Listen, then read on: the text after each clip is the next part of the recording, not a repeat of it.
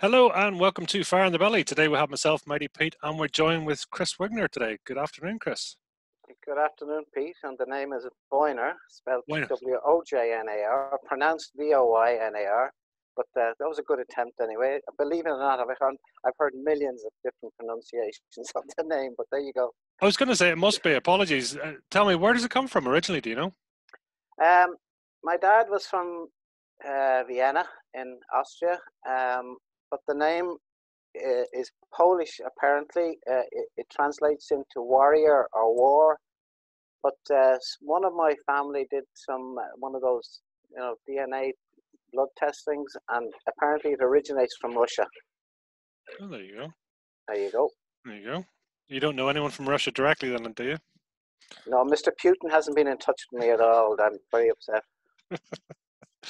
So tell me, Chris, who are you and what do you do? Okay, well, I'm 65 years young, my 66th year. My background has been in retail business since I was 13 years of age. I got my first exposure to a retail business, and then started working on the shop floor when I was 17, when I left school. Looking back, the business that my dad and mom had was owned by my grandfather. And that was a company called Murdoch's and Hodges, and that was a publicly listed company back in the 50s and 60s. And then my father bought Fletcher and Phillipson's out of that group, having been MD of it for a number of years, and just decided. But he was always an entrepreneur. He was always making money himself. Even after the war in Austria, he found a way of making good money. Because Vienna was divided up into zones then. There was the different countries took over parts of Vienna, and there was like borders in between it. So he managed to buy one of these very big trucks that had about 3 or 4 axles on it, and he was able to get to the top of the Tyrol, where right through all the snow, where all the different artisan cheese makers and mainly salami makers, and he was able to get up there, buy it for very, very cheap, and then run the gauntlet through the various borders and police checks, and sometimes with bullets flying behind him. So he led a very interesting, challenging time in his life just after the war. So that's where he arrived in Ireland with my mum after she was on a hen's party in a place called Fieberbrunn in the Austrian Tyrol. And my dad, because he was a bit of a multitasker in certain ways, he was playing drums. And she was on this hen party because back in the day, you see, my grandfather was a Presbyterian and my grandmother was a Quaker. So back in those days, a little bit of sort of matchmaking, and she was sort of been married off to a nice Presbyterian man in Ballina somewhere, and but she decided to bail out when she was in Austria and met my dad and stayed there and got married, and the rest is history, So yeah, so that's where that all came from. Oh wow! So you're be careful when you go on hen parties. What happens? Yes, exactly. That was quite something in those days to go on a hen party to a different country, was it not? Yeah, my grandfather, he had a fascination. Sorry, this thing is falling out of my ear. He had a fascination. He used to bring us out to Dublin Airport, and he had a fascination with travel and flying. And I suppose he had a few bob at the time, so he used to take. He had 3 daughters and an adopted son, but he used to take his daughters all across Europe to different places. So they got the bug for travel quite young. I mean, you're talking about in the 50s and 60s, what Dublin Airport was like then, I mean, the old, I remember being taken out there in the old main tower. We were brought into that because of his connections. He didn't have an airplane or anything like that, but it was, yeah. So he always encouraged them to travel a long way, yeah. What was your grandfather's business out of interest? My grandfather's business was a hardware builders providers, Murdoch's in Dunleary. It was started at number 1 Park House. Have you ever been in Dunleary and you go into the People's Park, the main entrance there, look to the left, and that's where my mother, when she was born, that was the first home that she lived in. So he was very successful in his right at the time, and built quite a big company. And my dad arrived back here. Eventually, my mum decided that Vienna wasn't for her, and my dad arrived in Ireland and had no English, and was basically put on the shop floor in Murdoch's in Dunleary to serve people in German. And this was after the war, so you can imagine the difficulty of walking into a shop and finding a guy, speaking German behind the counter trying to serve you, because it was very much one-on-one service in those days, white coats and all that sort of thing. So I was going to tell you the story you mentioned earlier on about John Wayne, because I used to always have a bit of an issue with my dad. I said, look, how come, when we were kids, you didn't teach us how to speak German? He said, well, number 1, it wasn't really the most fashionable language just after the war. He said, number 2, he said, I was trying to speak English. I had to learn how to speak English. Now, he said, so my way of speaking English was I would go to the Pavilion Cinema and I'd watch all the John Wayne movies. So as he went on, and he told me the story one night, as his English was coming on, and there were different guys in the shop, and they say, come on, we're all going for a drink. His name was, he was known as Burshi, B-U-R-S-C-H-I, which in German is like son of the father. It's like, whatever. So they said, come on, you're coming for a drink with us. And they said, grand. And after a while, the lads started asking, how come you get a little bit more intoxicated than we do? And he said, well, I don't understand. So one day, anyway, he was up at the bar and he was ordering, and he ordered everybody was ordering whiskey and soda. But because of his accent from listening to John Wayne, he was getting whiskey and cider. So they could never, after that, they straightened him out and he was able to stay with the boys a little bit longer. So that was just that little story. I can't even imagine what that would taste like. Yeah, exactly. But he was a great character. That's him. Like, he's been always looking over my shoulder, and it's funny that I should set this up. I never set this up in this format. I usually sit at the table that way or the other way, but he's looking over my shoulder again, And you see, I suppose you have to put it into context what it was like back in the 50s and the 60s after the war, and building the business like my grandfather did, and my father coming into it. And he had an adopted son, but unfortunately his adopted son decided that the business wasn't for him. And my father took on that mantle as he was the son-in-law, so he got great opportunities, and look, he worked it well. And there was 5 of us in the family. I have an elder sister, then there's myself, my brother Bernard, who is my partner in business and has been ever since he came into the business. And then my 3 sisters, who one time or another all worked in the business. So, the business was the family business that, we entered into has been very, very good to us. And thank God it's still there today.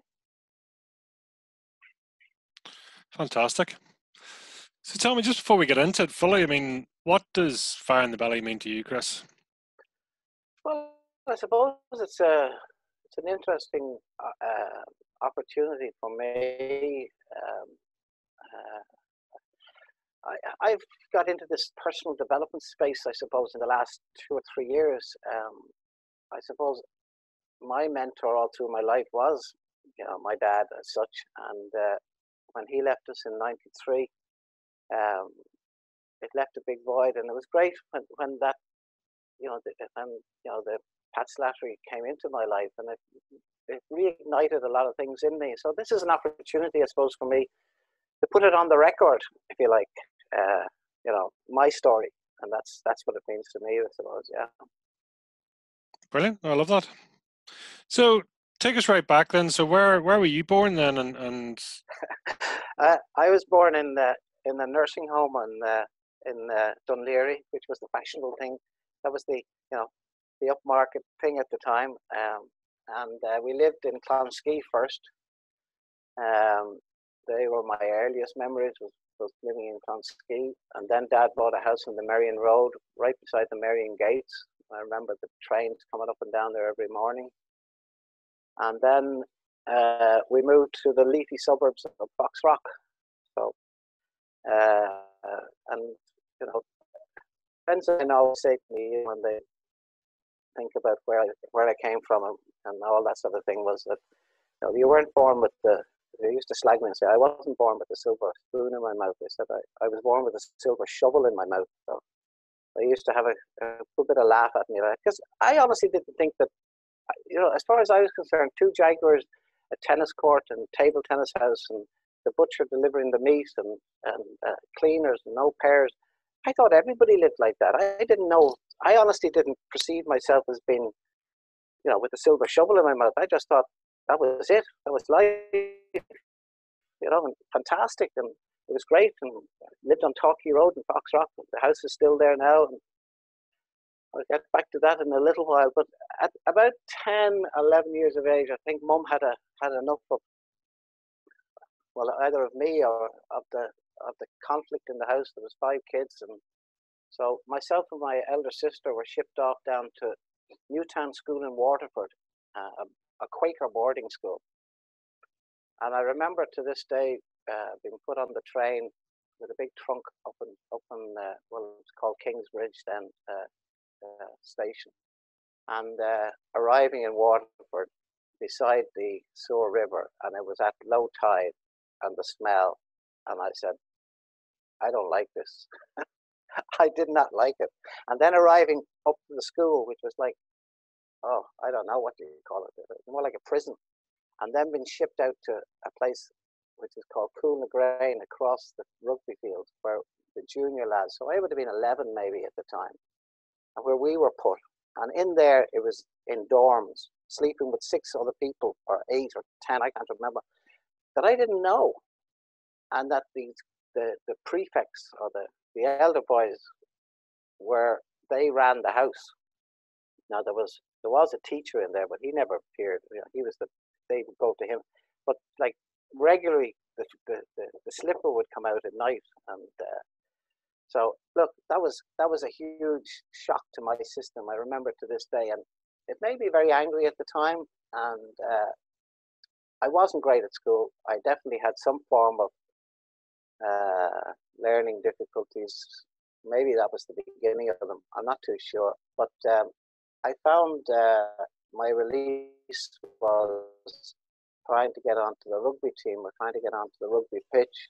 But there was the under 11s or under 12, and whatever we were at the time, there was a teacher there, a Scottish man, Sammy McClure, and never forget his name.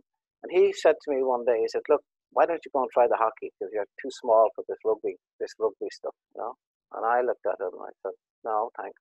No, I want to do the rugby. I don't like the hockey. But anyway, he ignored me and whatever else. But I decided then very quickly that this boarding school stuff in Waterford wasn't for me, and I was going to get out of there. So if there was a break, if there was something going in the school, I got it. If it was mumps, if it was whatever virus was flying around there, I got it. I found it, and I was sent home. So, whatever happened, I was sent home. So it took me about a year to eventually get out of there. And I still remember to this day getting at the top, going out the gates of Waterford, Newtown, and cycling down to the train station. And the feeling of elation and freedom was just, I find it very, very difficult to put into words, but that was lifted. So I was then Mum decided, right. So off we went then to St Andrew's College in Clyde Road in Dublin 4. So, more privilege, if you like. So we went in there, and again, myself and the school books and reading, I'm afraid, were not top of my list. And I found myself again trying to get onto the rugby pitch. And one day we were training, and the coach we didn't have a huge depth of people to pick from in St Andrews. Like, I mean, if we got 15 people out in the pitch, we might have had to rob them from the kids in the lower classes to get 15 out. But one guy said, look, he was in the changing room after. He says, I'm on the team, but I don't want to play rugby. And I said to him, right, well, what I want you to do now is I want you to go to the coach, and I want you to tell him, you're not playing, but I will play. So that's how I got onto the team. Eventually, they made me captain of the under-13s, and I have a photograph actually up here. And we went on.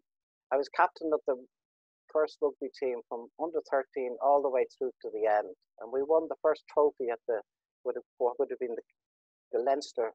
They called it the weak section in those days, and that was a great achievement. And that's how I got through school, was basically playing rugby. What position did you play out of interest? I was called a wing forward. I think they call them a flanker now. Yeah, and we lost the final in senior school final. What had happened was we were in great shape, and the match was picked for the day, and it was cancelled because of bad weather, and it was just before what was called the mocks for the leaving certificate at the time. So everybody went off and did the mocks, and when we came back, we weren't quite as on our game.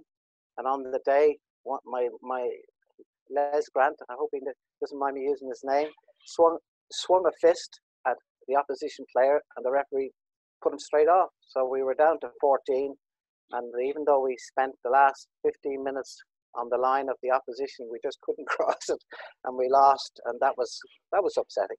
But you know, that was it. And then afterwards, that funny feeling, then we went off to have our pints of shandy, and I know it was played out in Blackrock, and we went to the local pub there, and the lads were all sitting around, and one of them said, do you know something that I just realised? I said, no, what's that? She said, that's probably the last time we're ever going to play rugby together. And that was the last match we ever played.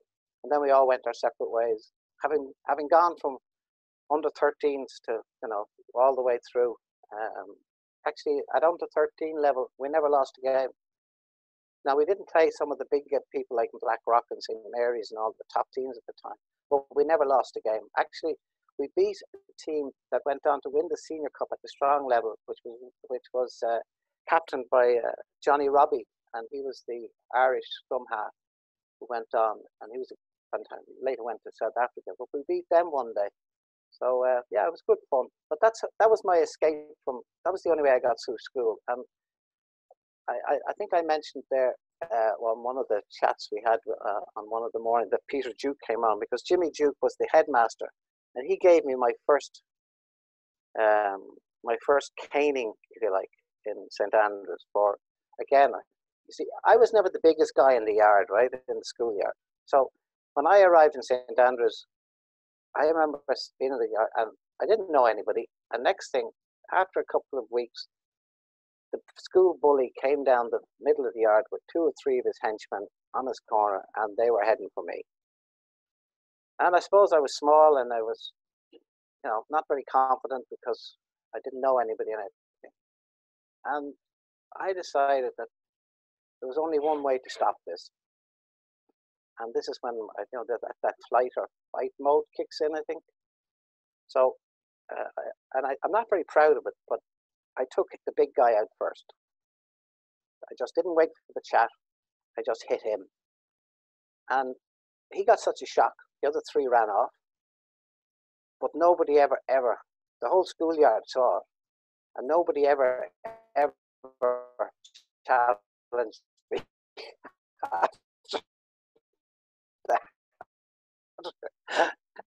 And that was just but as I said, I started working in the family business at 13, because I suppose again Dad said, come on, you're 13 now, and he put me at the counter at the entrance to Fletcher & Phillipson's, which is a company that was established in 1926. It was one of the first 10,000 companies established in Ireland, in the Free State. Its company number, and I see the certificate of incorporation up on my wall here, is 7,296.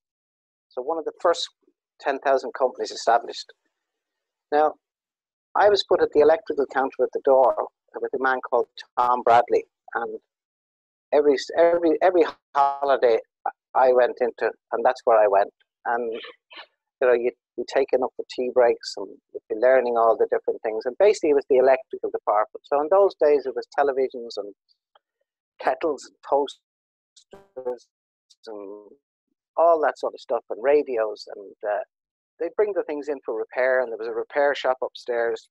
And some of the ways that the shop made money from repairs was so simple. But it was £1 for this and £2 for that and 150, and it was a great learning curve just from that point of view to see just making money business. It's not really that hard if you just know, if you have a little bit of knowledge, how you can turn that into a money. I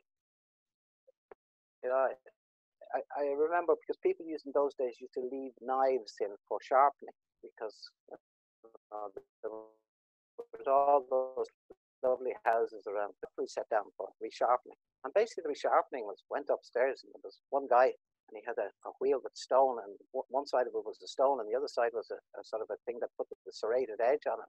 And it was zip, zip, bang, zip, zip, boom, bang. And the money, the profit was huge. But they were my early days of how to make money. And then, so when we were in St Andrews, the great thing about St Andrews was it was on Clyde Road. So it was about a 15-minute walk to Bagot Street.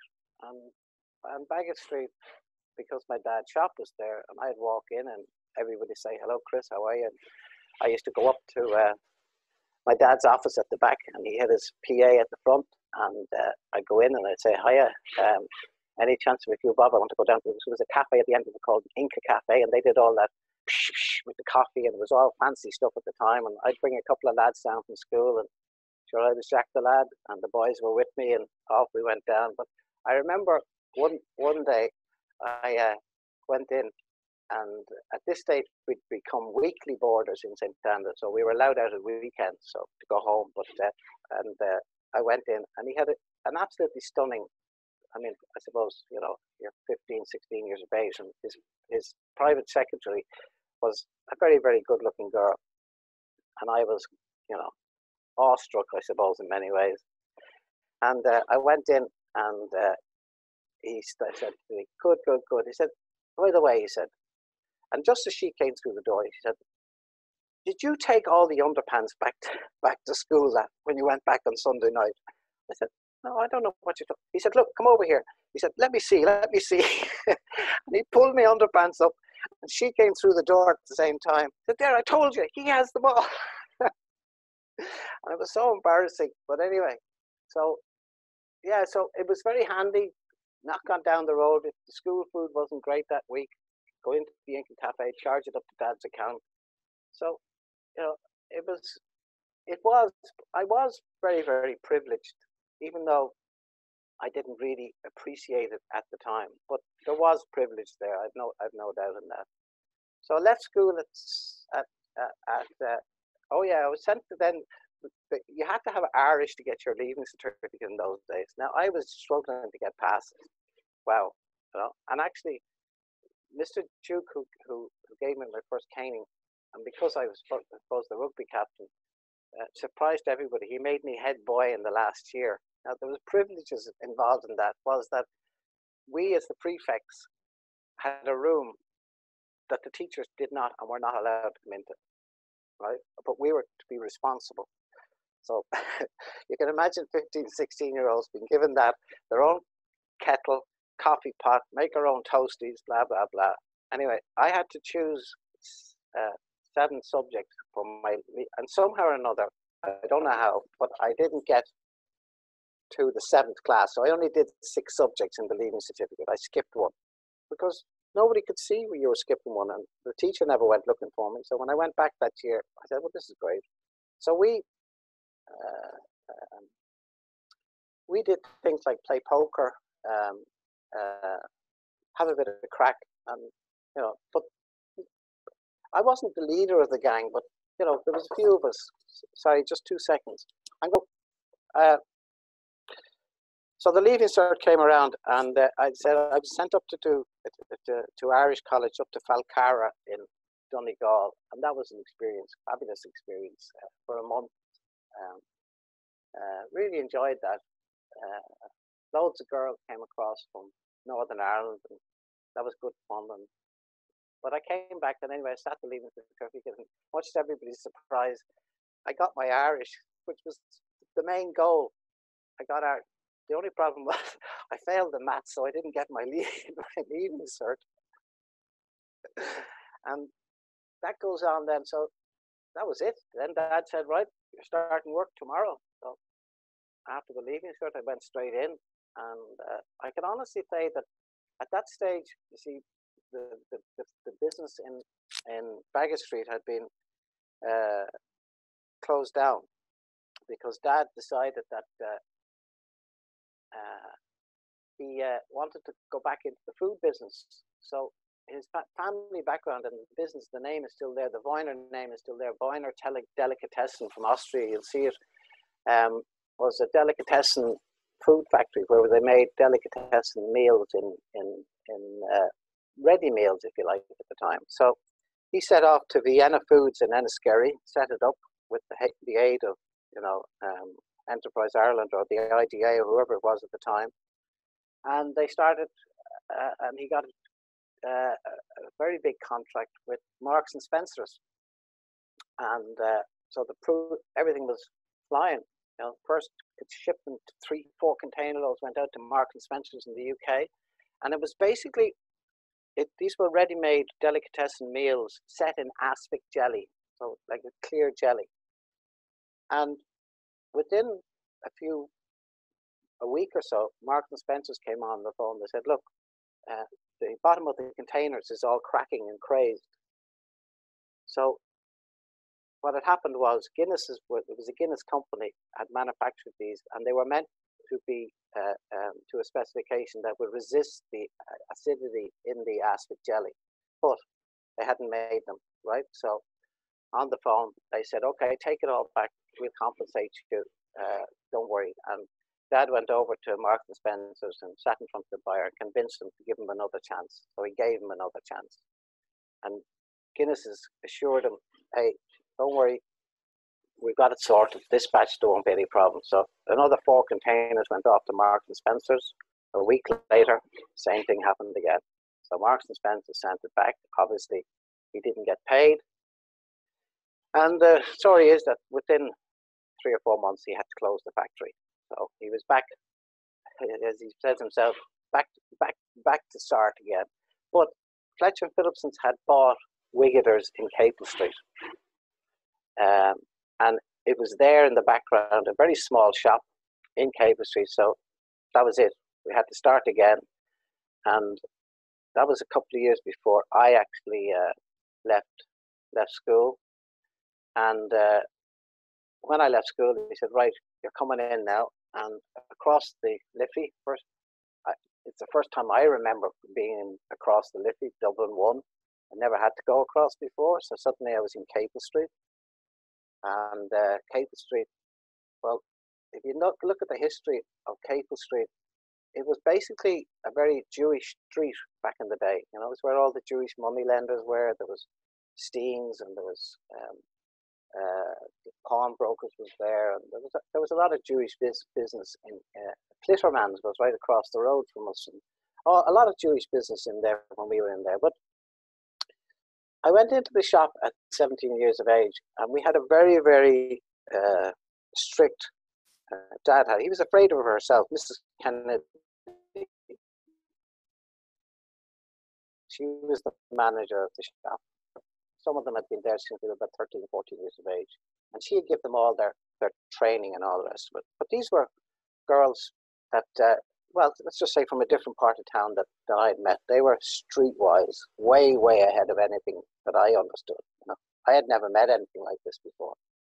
And they, of course, so I arrived in, and Dad said to Mrs. Kennedy, this is my son, Chris. He's starting today. And she looked at me, and she said, nice smile to my dad. But then when he went upstairs, she said, now, you might be the boss's son, but you're going to go through the same process that every one of these girls has gone through when you start in my shop.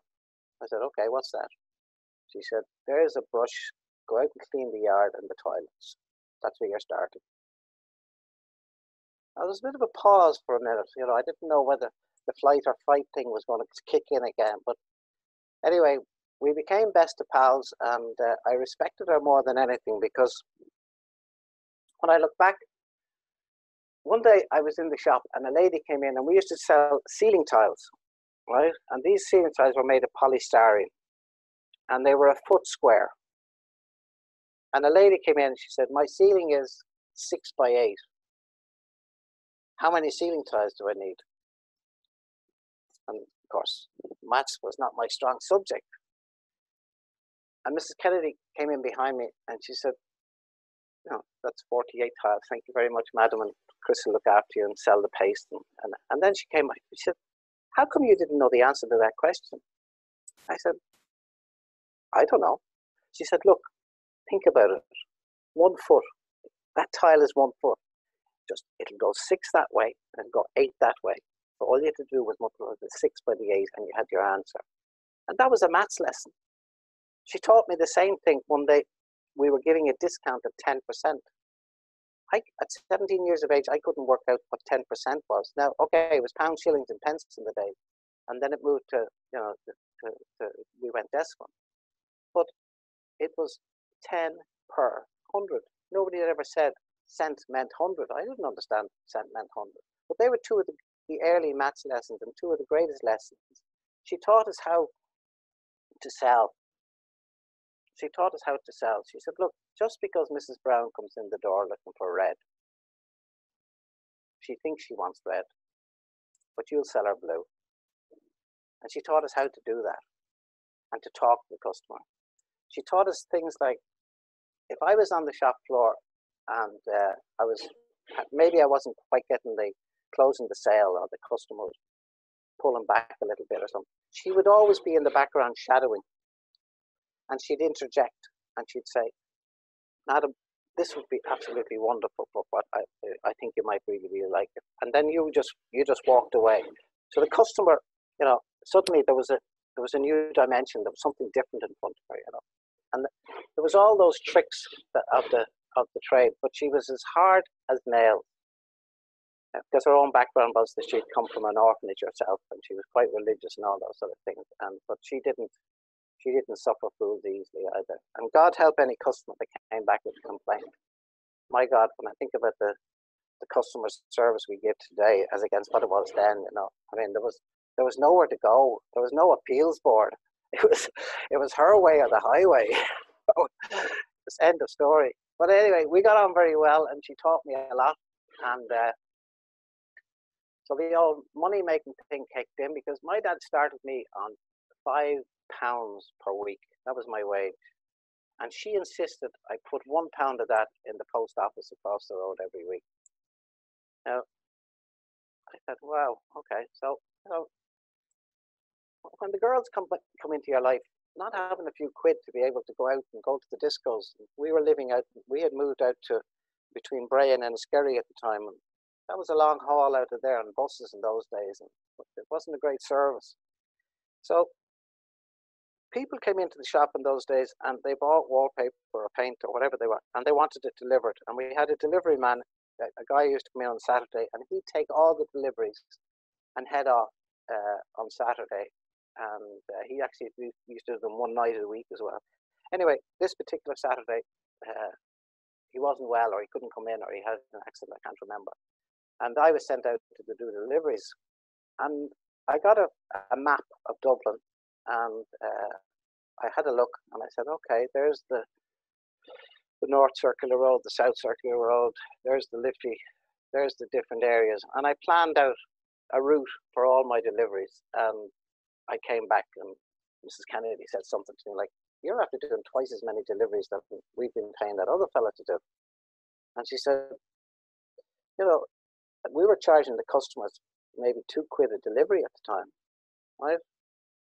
And she said, I think, you know, whereas you're very good on sales, but I think you might have a nice new bob in that delivery business.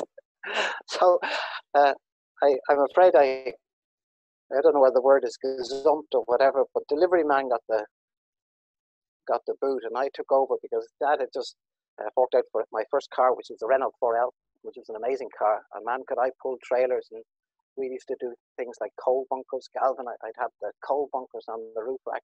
I had a trailer at the back. I had bags of wallpaper.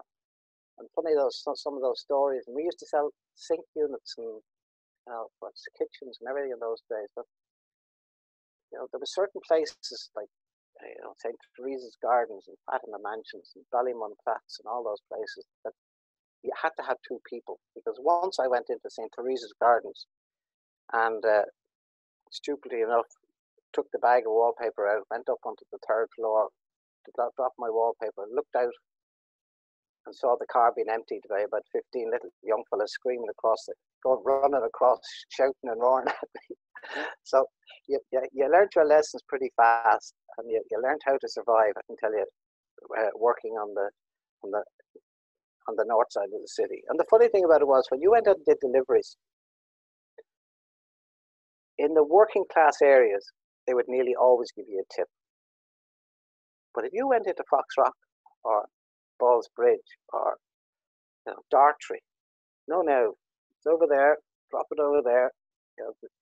And you really got to know people, and you really, these people, they were much more open and warm and welcoming than a lot of people. I'm not saying there's good and bad people in every area, but it was very eye-opening for me, having come from a background of privilege, if you like, that this really wasn't the way to treat people, just wasn't the way to treat people. So I worked there for 17. I think I was about 21, and so we had one shop then in Caton Street, and then we opened one in Thomas Street, right beside the Clock Pub.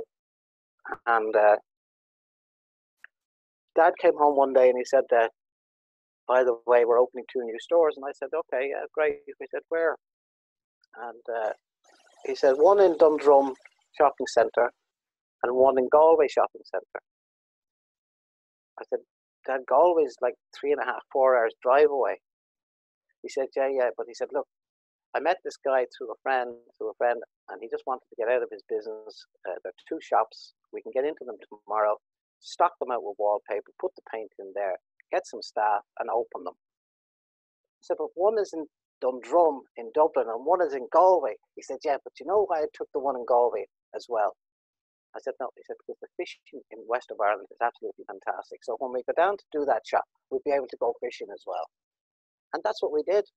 So when the fishing season kicked in, it was a race between my brother and myself, and sometimes Dad would come down to us a lot of times, and we go fishing out to Connemara and fish the lakes and all the rest of it.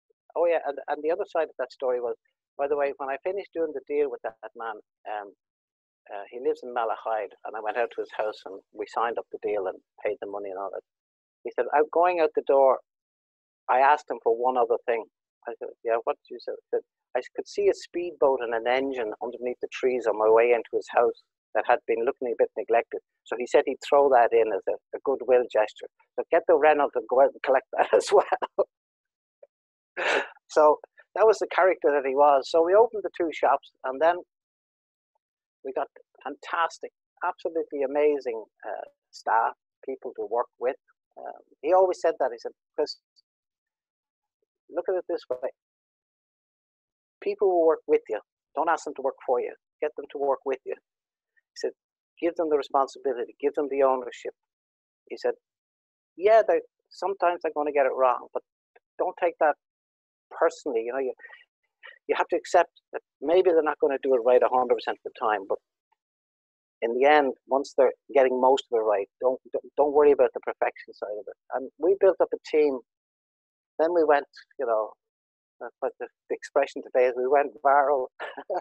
We opened up shops, and Crumlin Shopping Centre came along. And in those days, you had to queue in order to get a unit, because there wasn't there wasn't the Dundrums and the Blanchardstowns and the Liffey Valleys and all these magnificent places then. It was very local. These were the shopping centres. There was Rathfarnham Shopping Centre. We didn't get in there. We got into we got into Crumlin, and that was a fantastic, probably one of the best sales per square foot that we ever achieved.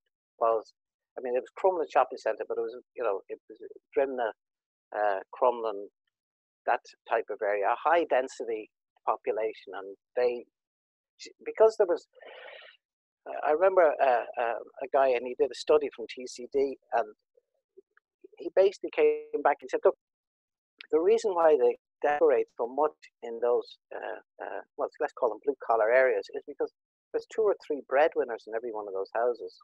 And he said the traffic is so much. He said they generally decorated the small rooms in the spring.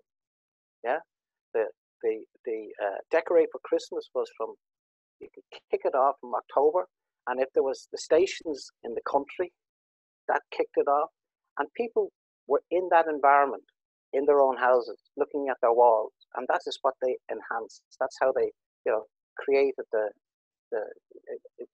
upgraded the lifestyle. That's how it was done then.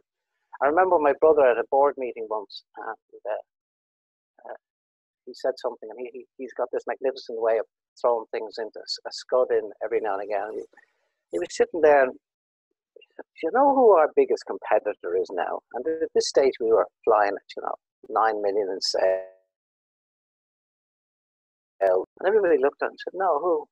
He says, "Ryanair." I said, "What are you talking about?" He said, "Look, before Ryanair," he said, "they were stuck in their houses. They had to buy paint and wallpaper because that's all." He said, "Now they're going all over the bloody world." He said, "They're all over Europe." He said, "We haven't got them stuck in their houses anymore." And it's true. Things change so much, People's expectation all changed when the likes of Ryanair come on. When we used to go, the reason why Wigaters was one of its, we started out and we had to buy through the wholesale system. So there was a manufacturer, there was an agent, there was a distributor appointed in Dublin, and then we got a slice of it, right? So there was all these ducks in a row, and you couldn't break the cartels. One reason was that it was costing then about 280 quid to fly to Manchester, return, yeah? 280 pounds. So most retailers in Ireland said, "Hell, I'm not going to pay that to fly over and buy my stock. Sure, your man's down the road and he'll look after it, and the wholesaler's up there. I don't have to do that." But see, my dad was always at the one, we got to go to the source. We got to find the source. So I was sent on a mission to go and knock down barriers in factories over in England. And of course, the first thing that happened was that the agent for that factory for Ireland and the wholesaler. So, it was focused on me. Yeah. So I had to find ways into the factories. And the most profitable product for us was wallpaper. That was our big product, was wallpaper. That's where the margin was. So if I could get rid of the agent and the wholesaler and still sell it at the retail price, that was basically the mission I was sent out on. And I found that we were, in those days, very cash rich. And I found that when the factories all closed down in July and August, and that was traditionally what happened, that they were hungry for cash. So I was able to go in and buy pre-season, if you like. And because you put cash in front of them, they did suddenly the agreement, the gentleman's agreement with the agent and the wholesaler or distributor in Dublin all disappeared, as long as I didn't advertise the fact, and they could blame somebody else for selling it to me. But that was all free movement of goods in the EU and all the rest of it. So I got my buying experience and expertise from that. I had a good eye, I suppose, for seeing what the customer wanted in terms of color and design and fashion and wallpaper. It's hard to talk about fashion and wallpaper, really. But so he said to me one day, he said, "Look," I said, we're going to need a distribution centre now because you're obviously buying this stuff in from the UK and Germany and right across Europe. So he said, but he said, you're buying it well enough. I think you can wholesale some of that as well. So he said, I want you to set up a wholesale business out in Ballyman. And I said, okay. And I just got married at the time. And he said, that'll be the new salary. And he said, I'll give you 10% of the sales. Now, I don't think he quite expected what he said, at the end of the year, you bring me the sales and I'll pay you 10%. So when I walked into him after 12 months and put a bill in front of him for 25,000, he was quite taken aback because he had just let me at it. I said, that was the deal. A deal is a deal. And 25,000 was quite a lot of money. So he negotiated anyway, and we came to a reasonable settlement. But so we set up the distribution center, and then suddenly what happened was that, not suddenly, gradually 7-day trading came into it. 7-day trading, Thursday night, Friday night, late trading, and sometimes even Wednesdays. So when I say we were working, I would say 70 hours a week, without any doubt, and always on call, because if a shop got broken into and something had to be happened, you know, myself and my brother, because Dad didn't want to be disturbed. that was our pain. He said, I've done that pain bit now. You guys will have to handle that. So he gave us the free will to go and do it. And yes, he would be looking over our shoulder. Yes. And then eventually he said, okay, guys, he said, I want you to take over as managing directors. And we said, great, fantastic. More money, thanks very much. Nicer cars, yeah, thanks very much. It was all good. We think we had about 11 or 12 shops maybe trading at that time, mainly in shopping centres. And then he got ill. He got very ill in 92, and he passed away in 1993. So he had left it in such a way. There was big issues at the time over taxation and whatever else, and there was big issues going on between there was, you know, the Roaches family, the Dunn families, and a lot of family business who were seeing this situation that they couldn't actually inherit their family business because of the tax situation. And eventually the pressure came on, and it was all sorted out years after his death. And if we could have only seen that, you know, it would have been great. But anyway, that's the way it worked out. That's the way the cookie crumbled. So my brother and I said, look, we need to transform the business now. We have B&Q coming down the line. Our shops are small. Let's go for retail parks, 5,000 square feet, 10,000 square feet stores. And we started scaling up the business and opening new branches. And we did that, and we got it to 30 different trading outlets. And that was from, say, 93 to 10 years, I'd say. The best part of 10 years it took to build that up. And we had great fun. And I honestly say we did it with a team, a fantastic team. The core team were the same girls, a couple of the same girls that were there in Capel Street when I went in at 17. Some of the team, my management team then, because we set up a management team. Everybody took responsibility. We'd have Monday meetings every morning. We put in systems, we put in databases, we brought in barcode reading. We were pushing the agenda all the time, and it was really great, fantastic.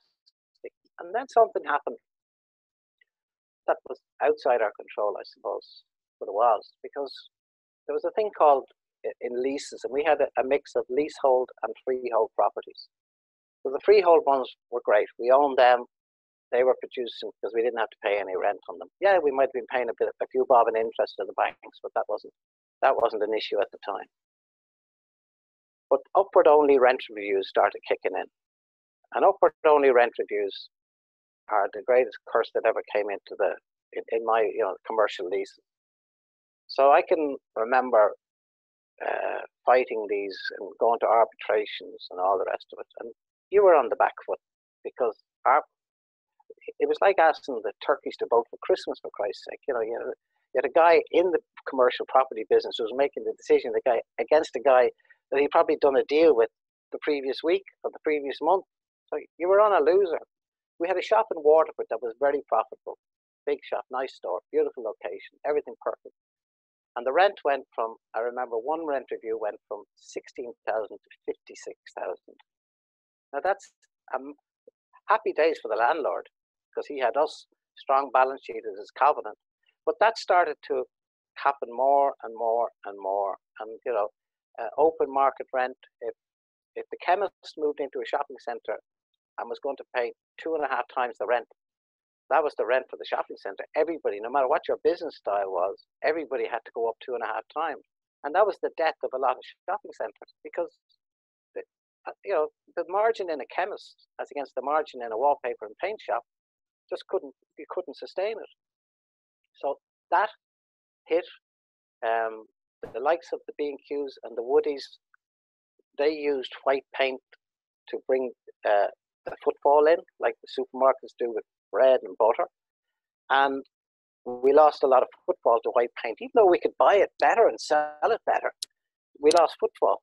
And then they had the garden centres, which, was a big attraction. So people went in to buy the paint and the gardening, and so that hit it. And then the third, the third thing that happened was wallpaper went out of fashion. People stopped buying wallpaper. That was our main, the main profitable product. Profit that gave us was wallpaper. So I walked into Bernie one day and I said, look, all the stats, and because we had great information, I said, all the stats are just, we've been trying to turn this around, and we brought in lighting, and that was good. And the residue, the write down in stock at the end of the year was huge, and the damages, and it was too. So I said, look, while we've still got control, I think we should start downsizing. And we hummed and hawed, and we had a very good financial control, very good director at the time, and a very experienced man. And he agreed with my sentiments, and he said, yeah, okay. So your options are, guys, you can liquidate, you can do a voluntary liquidation, or you can do a downsizing operation where you have control of it yourselves. And so we went for the DIY job. We said we'd do it ourselves, and we started, and we had the first phase of it, and we got through that all right, and we had some great fun negotiating with landlords, extracting. But most of the leasehold shops, the locations were good, so we really had no problem in getting key money for a lot of them. We actually got paid for those leases, and we're able to get agreements with the landlords, consent agreements. A few of them got difficult. We won some and we lost some, and we extracted ourselves from all of those stores, and in the second phase. And the plan was we were left here with Long Mile Road, which was the jewel in the crown as far as we were concerned, and it was basically a property call. The business, we were going to license it out, blah blah blah, and sell here and basically check out. And when we did the downside, the financial guy said to us, "Listen, Chris," he said, "you can't afford to pay those people what you're paying them in their severance packages." He said, "That's not a." He said, I said, no, hold on a second. That with all due respect, most of those people have been with us for 20 plus years. There's no way that I'm just going to give them statutory redundancy and walk away. I said, okay. So look, we ended up with borrowings of over 3 million on a property that was valued at 9 point something million. So that was okay. The leverage was good there. The loan to value was good. The bank were happy.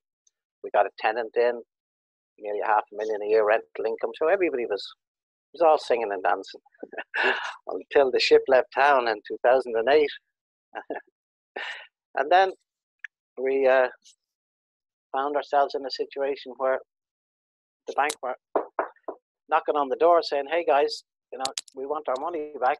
And they put the pressure on, and we fought them for quite a while, because in 2013 the bank insisted on a revaluation of the property, and they came up with a figure of 980,000, from 9 million odd down to 980. I mean, it's hard. People look at me and say, you must be wrong, but I can show you the valuations. They're still in my desk here.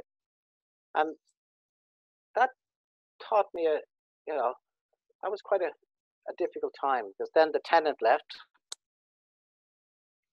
and my brother and myself, he said, what are we going to do? I said, well, we've only one thing we can do. We're back on the shop floor. But he said, we've no stock. We've nothing. We have an empty shop with racks in it. I said, yeah, but what we've always done, we bought and we sold. Now I said, we're going to have to. So he took it pretty badly. I picked up the phone and rang a pal of mine over in England, Keith, and I said, Keith. He said, hi, Chris, what's happening? I said, well, you probably know that the shop is closed, but I'm going to reopen again. And he said, really? He said, what are you going to do? I said, I'm going to sell wallpaper and paint like I always did. So what do you want from me? He said, I want some wallpaper. He said, well, what do you want to pick? I said, no, Keith, I want you to go to the warehouse and you send me over 2 40-foot container loads of wallpaper. And he said, right, okay. And a week later, 240, we put it on the shop floor. I went out and I managed to buy paste. Then a brush guy came in, blah, blah, blah, blah. Anyway, so we started trading again. That kept the bank off our back. We fought with them. It was 5 years, 2012 to 2017. But we started again, basically from the bottom. And we got it to a stage. Look, we're both in our 60s. Working on the shop floor, doing those sort of hours is energy sapping. Secondly, I was trapped. I couldn't, my brain sees opportunities all the time. I couldn't serve customers. And as Pat says, do the minding, grinding, and finding at 60 odd years of age anyway. So one day, I came into my brother one day and I said, look, I'm sick of this, excuse the expression, I just call it stuff with the bank. I said, you've got to give me 12 to 18 months. And I said, back off, let me at it. Don't ask me what I'm doing. Just let me do it. And around that time, a guy walked in one day and he said to me, he started chatting away and he says, I was the underbidder for a business up in Temple Oak Decor. I said, yeah, who are you? He said, my name's Patrick Barry. And he said, I'm a painter and decorator for 20 years and I was the underbidder there and all that. And I said to him, why, are you still looking to get into the retail business? And he said, yeah. I said, okay, well, maybe there's an opportunity here for you. So that was in March, still in the diary up there. And because I wrote his name and his number in. And then around about August, I think I rang him. And I said, are you still on to that? He says, I still remember the phone call because I was up a ladder painting a skirting or a fascia board in the house. I nearly fell off the ladder when I saw your number coming up. And anyway, the rest is history. He came in and he took to it like a duck to water, and it's trading very, very well again. And I hope and I believe, and it's my wish and my goal, that Wiggers will go on and maybe give his family the same fun and lifestyle that we enjoyed. And we'll give him every help in doing that. And that was the fun of it all. So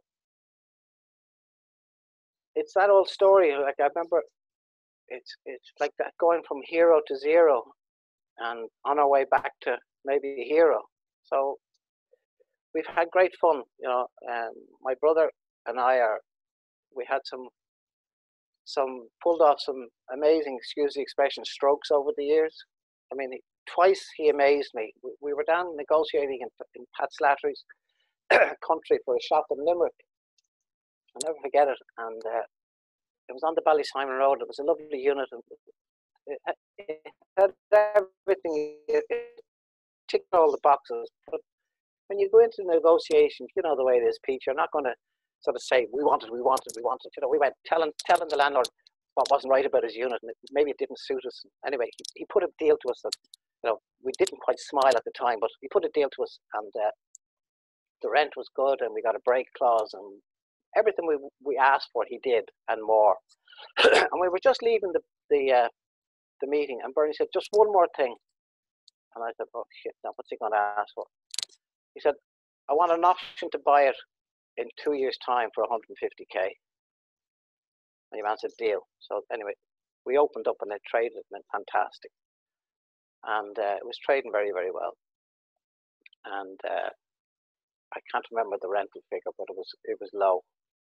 And a property guy came along to me one day and said, did you ever think of selling any of your units? I said, what do you mean? He said, well, if you've got a good trading unit there and maybe you want to release a bit of capital to do other things, whatever else. I said, what are you talking about? Well, he said, say that one in Limerick, its rent is whatever it is at the moment, say it's 25,000. Would it stand a rent of 50,000? I said, yeah, I think it would, yeah. Well, he said, then if you can put it in a rent because of your covenant and your balance sheet, etc., I'll get you $500,000 for that from an investor. I said, give me that again now, like this. So I remember, I forget it, because the next thing we sold it at the 2 year point. We bought it for 150, and 6 months later we sold it for 500. And you think, Jesus Christ, I would have had to do an awful lot of wallpaper to make that sort of money, and you know, this property game is a cinch. Sure. But we lost focus. We lost focus on the retailing. This was too easy. It was, in many ways at the time, we thought it was fantastic, but with the benefit of hindsight, it was too easy. And, you know, there's no such thing as easy, really. You know what I mean? Like, I mean, it caught us out because it definitely changed our focus in relation to how we could make money. So that's basically where we ended up, and it was a fantastic experience. It's still ongoing. The next chapter in Wiggator's life will be, I suppose, fashioned out over the next, whenever we get out of this pandemic and whenever things come back to somewhere near normality, which isn't going to be the same. I think that because there isn't going to be the same amount of travel, because, you know, the travel industry, I was listening to a podcast, actually, an interview there with Declan Ryan, the son of Tony Ryan's, the founder of Ryanair, and he was saying, look, you know, their model is, you know, low fares. And he said, if you bring down the amount of routes and all the rest of it, the fares it's supply and demand, the fares have to go up. So are people going to be traveling as much? They're not going to be traveling as much. They're going to be back into their houses or staycations. I mean, that's the next, you know, so I wouldn't be terribly worried about the Airbnb model for the future, because I think there's going to be a big amount of staycations for the next couple of years. And then, as he said, how are we going to make people feel safe now sitting beside in a row of 3 people with 3 in front and 3 in back? And, you know, it all makes very logical sense. So the aviation industry has seen something, have been hit by something that they never could have foreseen. You know, there's no comeback from, you know, so yeah, so it is all going to change. I've learned so much in this pandemic, I'd say, because my mind has been totally focused on, excuse the expression, survival. And that by keeping as many of the relationship with as many of the tenants as possible, it's survival. Yes, I could take the attitude of, I was reading there, Nutgrove Shopping Centre, the Aramark, I don't know whether they own it or they manage it or whatever, but they said basically that no to all the tenants. There will be no abatement of rent. We will want all the rent and service charge paid for. There is no negotiating. Well, good luck to them with that, because what they're going to come back to is an empty shopping centre, unless they can work with the people. So that's what we're doing at the moment, and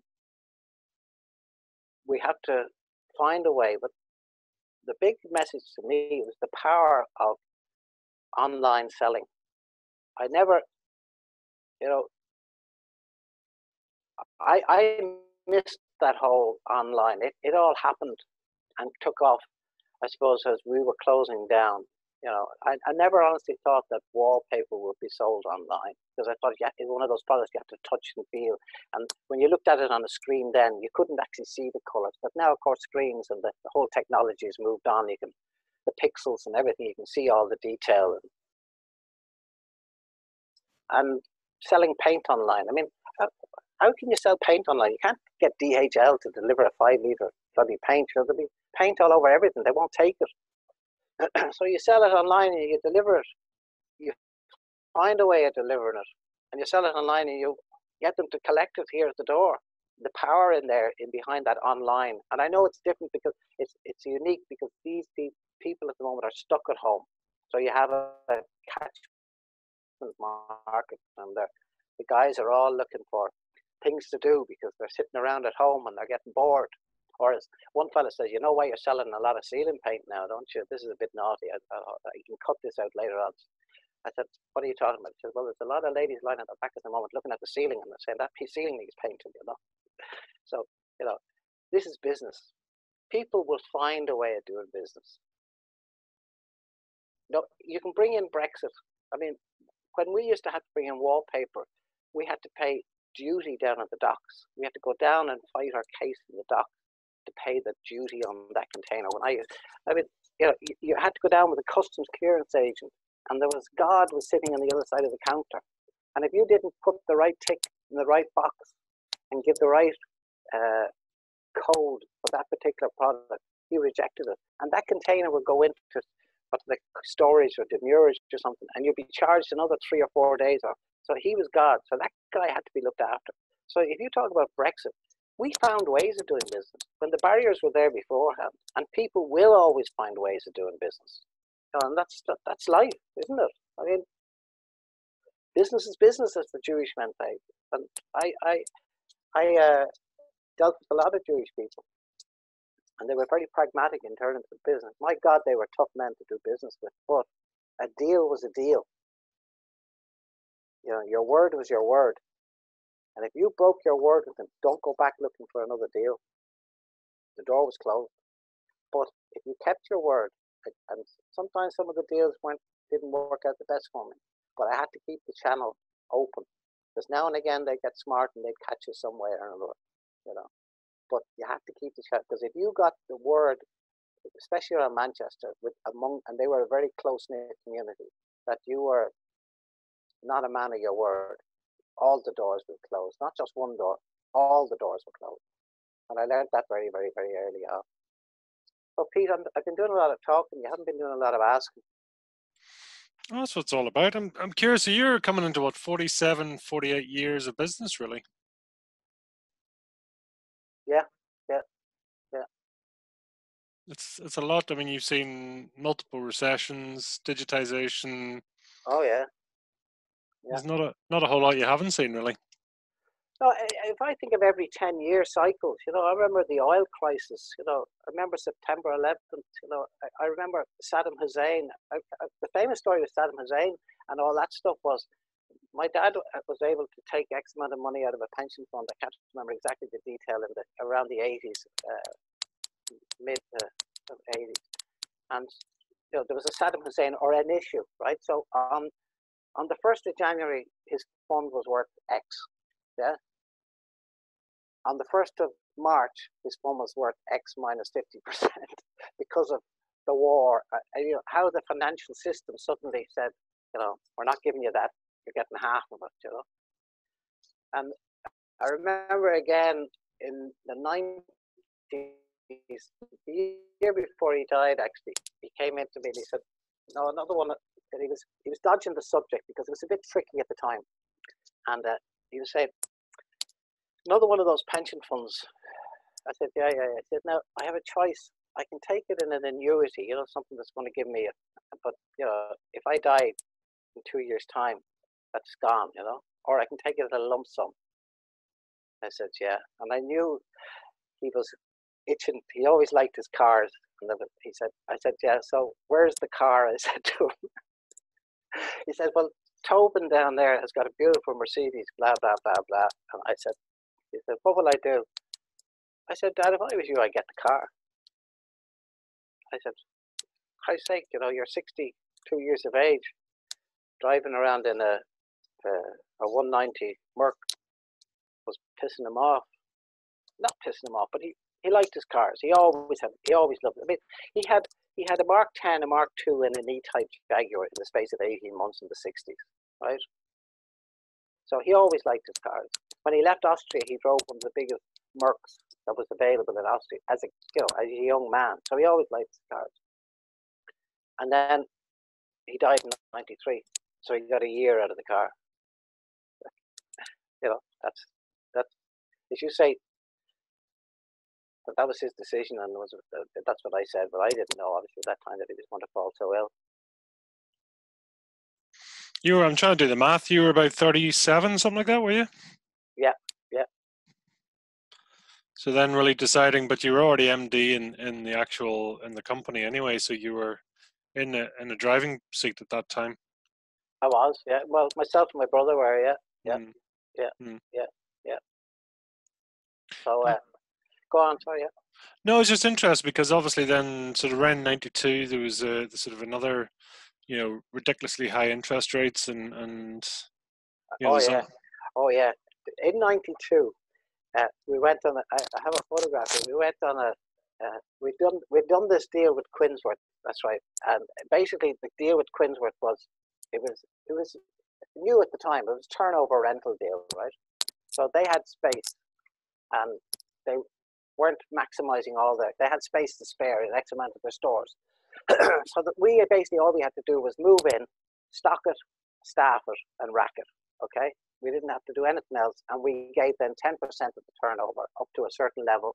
And the agreement was after that level, it went to 5%, right? So we moved into, and it was manna from heaven. It was just boom. We went into Artane Castle and Newbridge and 4 or 5 sites. And it was just cash coming in immediately. It was just positive. It was brilliant. And then one day, I was going through accounts and whatever else, and I came across the agreement, and I realized that we had never.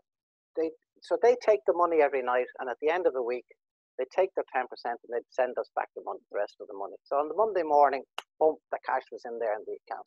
Never failed. And I was going through this agreement, and I looked at it, and I said, oh, "Fuck, you know, we've hit those turnover barriers, and we're now should only be paying 5% on that level." So I went to my dad and I said, "Look, you know, they owe us that amount of money." And he said, "Look, say nothing at the moment. Let this run, because you know there's a few more opportunities going to come up for a few more stores, and they might get upset." And Jim Blanchard was the man who was and he was being pushed to, and Don Tidy was coming in, and there was all sorts of politics at play. So he said, "Just leave that with me and don't do anything about it." So every now and again I go along, are we going to call on that cash? Are we going to call on that? And he, no, leave it. Anyway, at the end of '91, he gave me permission to start the process, and I started the process. And of course, they went absolutely berserk. But we weren't. I knew at that stage we weren't going to get any more, right? And the amount of money was about 38 grand, around about that, which was a lot of money. And we decided, and there was a man for Quinsworth who was dealing with the issue at the time, who was a Jewish guy, Peter Kuttner, vicious, absolute, was 101% behind his company. Like, you know, Quinsworth would be, you know, they were bullies all the way through. So myself and Peter had many a good conversation, and eventually, you know, after lawyers and everybody else got involved, they rang up and they said, "Okay, we're going to pay it." I said, "Great." So we got on the plane to go down to play golf in Spain. First time, Dad joined a group of guys that were going from the club. And we got up the steps of the plane. And when we got onto the plane, who was sitting in the front seat but Peter Kuttner? And of course, we started joking, and Peter, you know, he accepted. Look, the deal was a deal, and they'd done it. And we had a good bit of laugh going out in the plane and all the rest of it. But you're right about the interest rates. And what triggers that to me is that at the time, Ben Dunn did a deal he put all the cash that he was taking from Dunn Stores. He wouldn't pay his suppliers. He put it because he was getting about 20% on deposit at the time, right? And he said he was running the Dunn Stores. That's more money than I can make trading. So he took all the. He didn't pay his suppliers for X amount of months, and lent. Went on whatever. Gave it to the banks at 20% for fixed, 2 months and 3 months, and screwed all the suppliers at that time. You're right, 92, yeah. You reminded me of that one, all right, yeah. Crazy times. Yeah. And imagine seeing 20% interest rate on your mortgage statement now. I think people would be falling out of the sky left, right, and centre. They say you're gone off your head. But it's interesting, and I find that the price of the deal sometimes it's an interest. Some of the terms you've used and your father's used, it's saying sometimes the relationship is actually more valuable than the actual terms of the deal. Very true, very true, very true. But it sounds like your father was very much a people person, as are you, it seems. Yeah. He was. It's not within the Irish way to be tactile. So when I'd meet my dad, I mean, we never thought anything other than other people didn't do it. Like whatever the function was, wherever we were, I'd kiss him on both cheeks. And you'd see men standing back, sort of saying, "What the fuck is going on there?" Type of thing. And then other men would come along and say, "Geez, I wish my sons would greet me like that." So more people than not. And there was many a time when he said, "Now listen, I'm not your dad when I'm going in here, and there's a couple of nice girls I'm your brother, right?" So, but burning myself and himself. So he was a great wingman because he could speak German, he could play the piano, he was very charismatic, yeah, and he did attract a lot of attention. Well, fair play. Do you take after your mother or your father? My mother. Well, I learned all the. Like he taught me things about body language, for example. So we used to have the office here in Longmire Road. There was about, I don't know, maybe 15 staff, and I had to walk through that office to get to my office. And one day I walked in, and I don't know what was on my mind. I probably got a load of grief that morning at home, and whatever was on my mind, I don't know. But I walked through the office with a face like thunder and angry. And he was in the office at the time, talking to one of the girls, and I didn't see him. And next thing he came into my office and he said, "Did you see what you just did there?" I said, "I didn't see anything. What did I do? I just walked through the office." He said, "Yeah, but the way you walked through the office," he said, the atmosphere just dropped. He said, "All those people out there suddenly are worried about their jobs because they see you panicking." Now, he said, what you've got to do is go out there to Mary, whose dad is not well at the moment. Go over to her, have a chat, put your arm around her, and tell her it's going to be all right. And then have a bit of crack and a laugh. Because he said, when you're with people, working with people, they're looking up to you. They want to see you. He said, you've got to, what's that famous? You're going on stage every day you go into your business. That was a great lesson. And it is difficult at times. There's no doubt about it, it's difficult at times. But if you're going to sell, whether selling the product or selling yourself or whatever else, nobody wants to see somebody collapsing on themselves on stage. You have to instill confidence. And the only way to do that is to have confidence. Well, I suppose even if it doesn't necessarily come naturally as well. Sometimes you just got to, as the seller says, sometimes you just got to suck it up. Bit of a subject change. What color was your Renault 4L? It was gold. It was a mustard gold, and I picked it up in the Renault. And this is an interesting little part of the whole story as well, because when my grandfather decided that he was going to retire and all the rest of it, the the company was bought by a man called Con Smith, the Smith Group, right? Yeah. Mm. Now, Con Smith and my dad did not get on well. He was still on the board of the public company, but because my dad found out what Con Smith was doing was that he was buying the shares, getting them down to get hold of the company with the view to asset stripping it, right? And my dad didn't like that because it was my grandfather's business, blah, blah, blah. But something happened between them, and they parted company. You know, he no longer stayed on the board. And Con Smith was one of the people that went up in the aeroplane out of Heathrow or Gatwick back in the days when they were sending over top businessmen to suss out this whole European, the European movement thing that went up from the top and came back down, and they were all wiped out. And I was in the car with my dad. We were down fishing the Easky River in Sligo, and we were on our way out to fish it, and the news came forward on the radio, and my dad looked at the other guy in the car, and he said, "My God, sometimes you just wonder how these things happen." But so Mr. Smith was wiped out, but Smith Group then went on and went into receivership. This building that I'm in here was owned by my grandfather's business, Smith and Hodges and Rukon. Smith Group decided that it went into receivership or whatever, and Bill Cullen bought the Smith Group. Yeah, Renault. And he wanted to dispose of everything so he could build his new flagship stores. So that's how we came back into this building that was my grandfather's.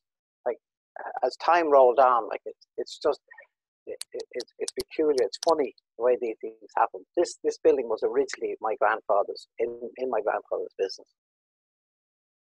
Just like the whole full circle. Smart, isn't it? Mad, yeah.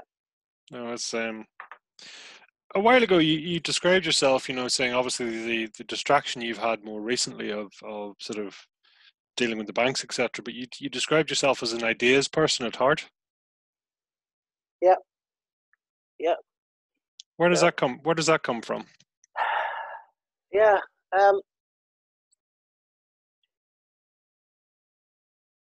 These light bulbs keep flashing in my head. Where does that come from? Maybe back to I remember going out to see my grandfather when he was in a home, and he was very compassmentous, but physically he had I think they referred to it as hardening of the arteries at the time. And I had a lot of long discussions with him, and he was regretting the fact that he hadn't given my father the control, and he went with the other side of the board, if you like, because my father had put a deal to him that, look, Mr. Smith has taken over this company, whether you like it or not. Now, at the moment, this is the situation. If you put me in charge and make me chairman of the group, I'll sort out your business. You'll get a lot more for it, and we'll get rid of Mr. Smith. But my grandfather went the other way. So I came up then, obviously, through Dad reinventing Fletcher Phillipsons and Wigators and all that sort of stuff. And my grandfather was suddenly listening to me. And he saw something in me, because he said it to one of my aunts. He said, he would have been a natural leader to take over the Smith. So maybe it's him in behind me all the time. We all talk about a guardian angel, and the universe, but there's no doubt about it. It's there.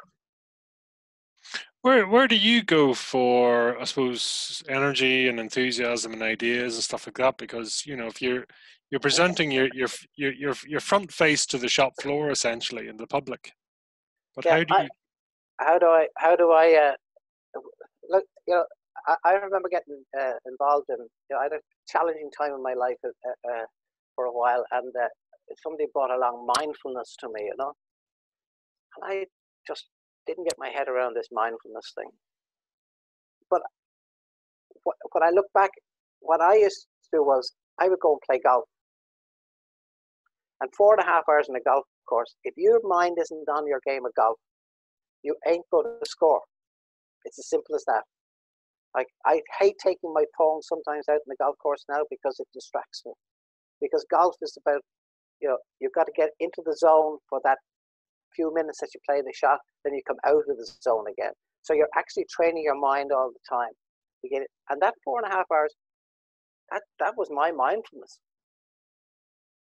And I played golf, only less than 10%, and I'm not, less than 10% of golfers worldwide ever get into single handicaps. I think of the amount of golfers that are, because if you go out in a golf course, you will see some amazing things about how people are trying to reinvent the wheel around a golf swing. Now, there's all sorts of different levels, but the basics are that the club head has to come to here to close to there. And you can do whatever you want all around here, but it has to do that. Anyway, so that was my mindfulness. And I got into golf and I competed at golf and I enjoyed it, and it kept me fit, because when the summer came in, I could play 3 games of golf a week. Maybe it'd be 6:30 in the morning, maybe it'd be 7, 8 o'clock at night. But that was, so my sons, I have 5 sons and I have 2 daughters, 2 different relationships. But my sons, I think, they would look back at it and said, you were either going to work or you were going to the golf course. Or now and again, you tell us you were going fishing. So from their perception, I was having a ball, but I did have fun. I had great fun. We had great fun, not just me. Everybody enjoyed great fun in the business. And I'm enjoying it again now, even as challenging as it is today. I'm still getting it. And people say, I hear guys up and they, oh, congratulations, you've retired, and so-and-so's retired. And I say, congratulations. Oh, I'm delighted to be out of it. I said, if you're delighted to get out of something, you must have hated it when you were in it. Do you know what I mean? I mean, if you hated your work for that length of time, it must be very difficult. It must have been. I mean, look, different people, but I love business.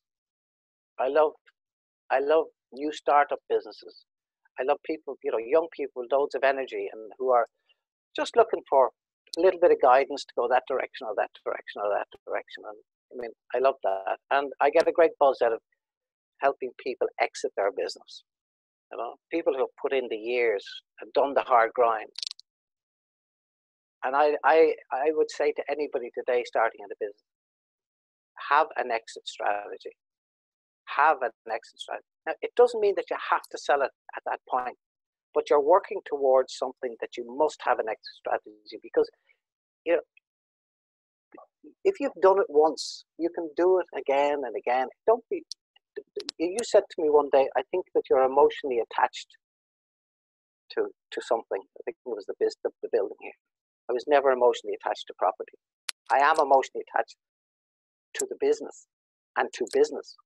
And that's where my passion would always be.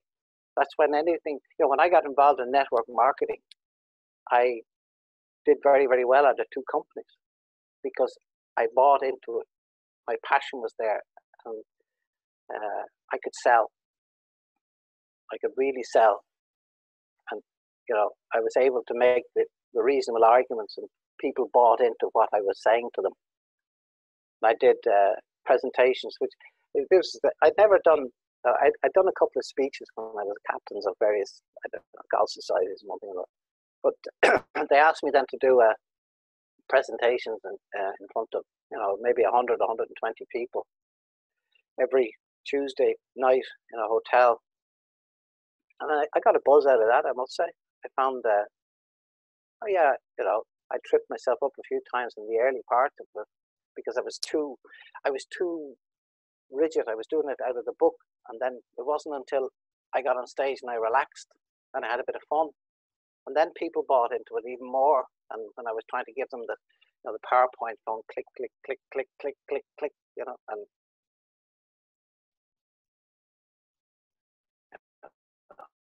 but that's just the way.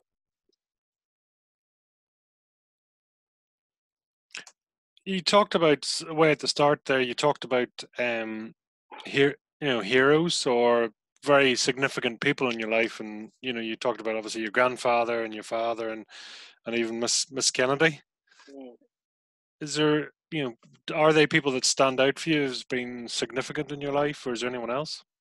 Oh, my mum would be probably one of my greatest heroes. I'm looking at a photograph right here in the wall, because to do what she did back in the day, to basically say to her father, "Look, I'm not marrying so and so. I'm staying over here in Vienna. Thanks very much." You know, and she was chosen for the Irish Olympic swimming team, but Mr. De Valera decided at that time the government didn't have any money to send out a swimming team, and she would do all her training down in the Ivy Baths. I mean, there's boxes in here of all her medals and everything else that she achieved as a swimmer, and she was an amazing swimmer. Uh, we had a holiday, well, we used to call them caravans in those days, down in British Bay, and there was this particular current used to come in every every few years, and basically a rip tide, I think they used to call it, or something like that.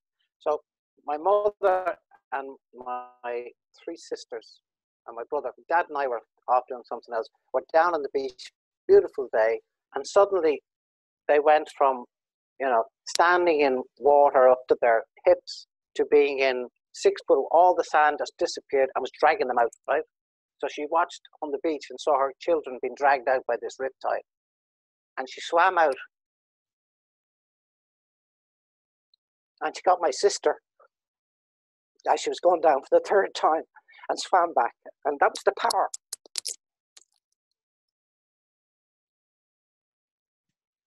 That's a strong swimmer. Yeah.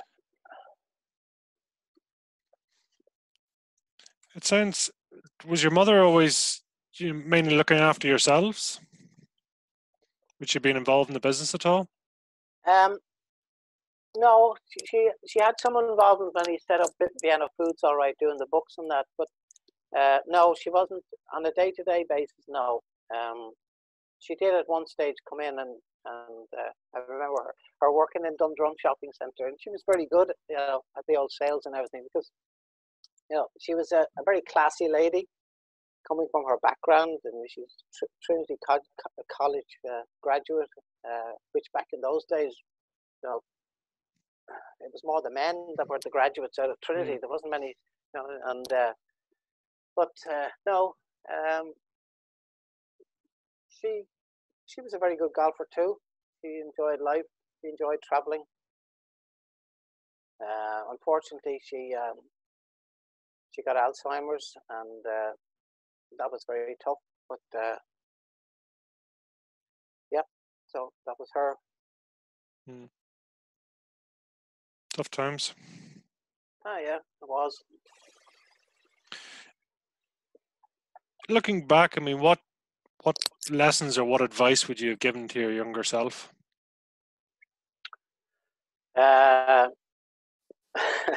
Maybe to take a couple of deep breaths. I could be quite, I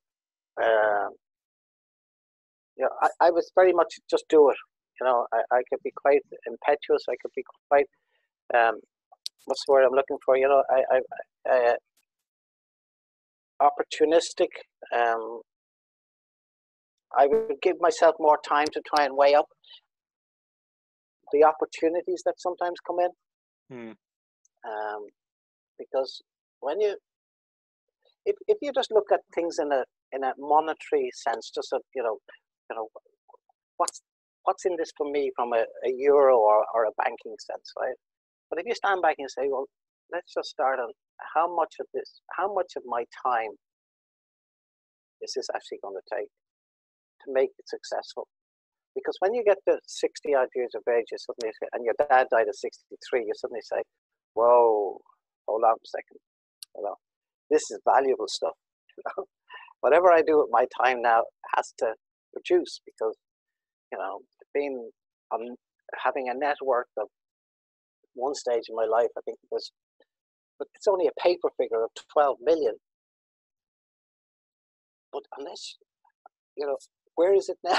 It was on paper. It was in affidavits. It was in all sorts of different stuff. But you think, hey, that's okay. I've done all right. With my friend in Manchester, she used to say, I got a few quid. I'm okay.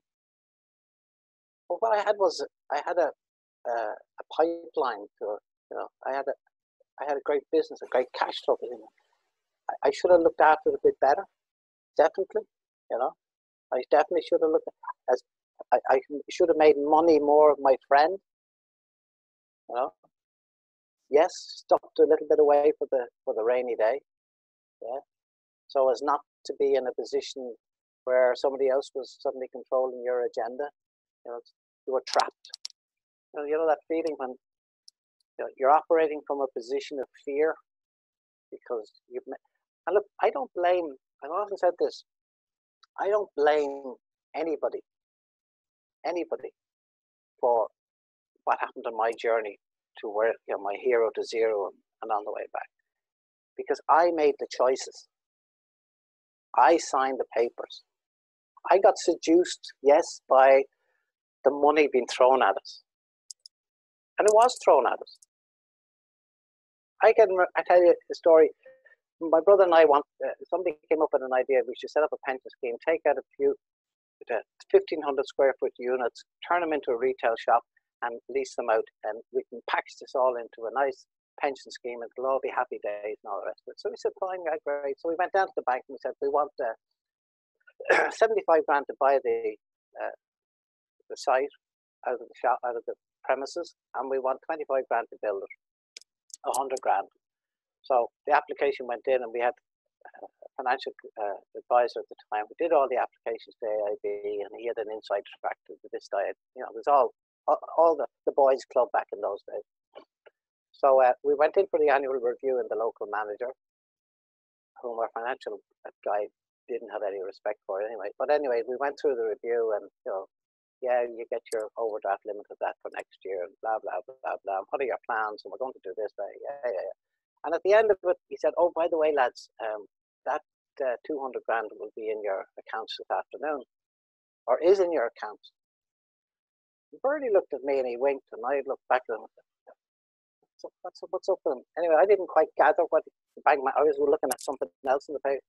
So we were walking behind the bank manager and my and the financial controller, and Jack was his name. He turned around. He said, "Excuse me for a minute." And he came back and he says, "What are you pair of crooks laughing about?" And Bernie said, "Jack, you did the application. We asked them for 100 grand each. They put 200 grand each into our bank accounts. Now, I wish they hadn't. With the benefit of hindsight, I honestly wish they hadn't. But afterwards, it was only that we realized all that manager was doing was making up his numbers for his bonus. So we got 200 grand each. Which, for what? No tax.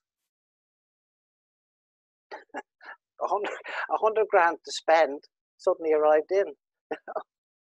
Crazy stuff. But that's the way money was being thrown around at the years. So that was the madness of that so-called property boom. Mm. I was curious about two things. You talked about Mrs. Kennedy and you putting was it £1 a week into the post office, you said at the time? Yeah. Yeah, go on. What was the principle, or what was the benefit of that? She always said you should, out of everything, you should put a few bob aside for the rainy day. But I was never.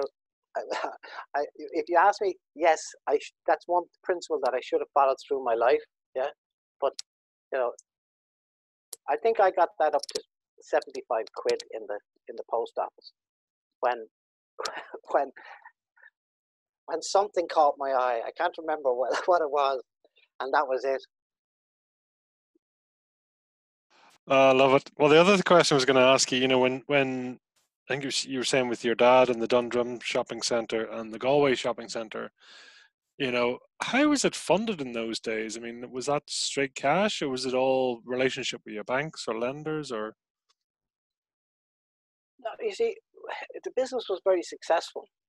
Like I remember coming one day. I was in the car with Dad, and we were driving. And I said to him, all this thing. I was learning. I had to learn very, very fast.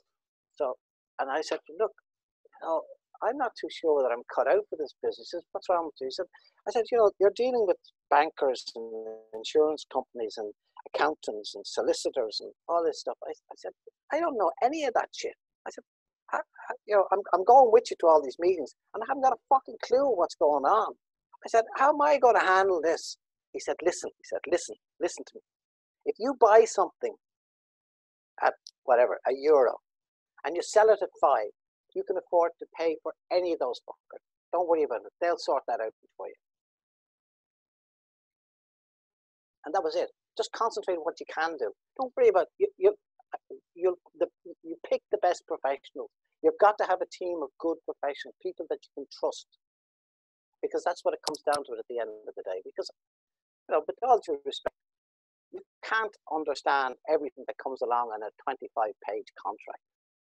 You're paying that guy over there to check that lease, to find out that there isn't any disregards clause, loading clauses, upward only rent reviews, you know, things, trapdoors. That's what you're paying him for.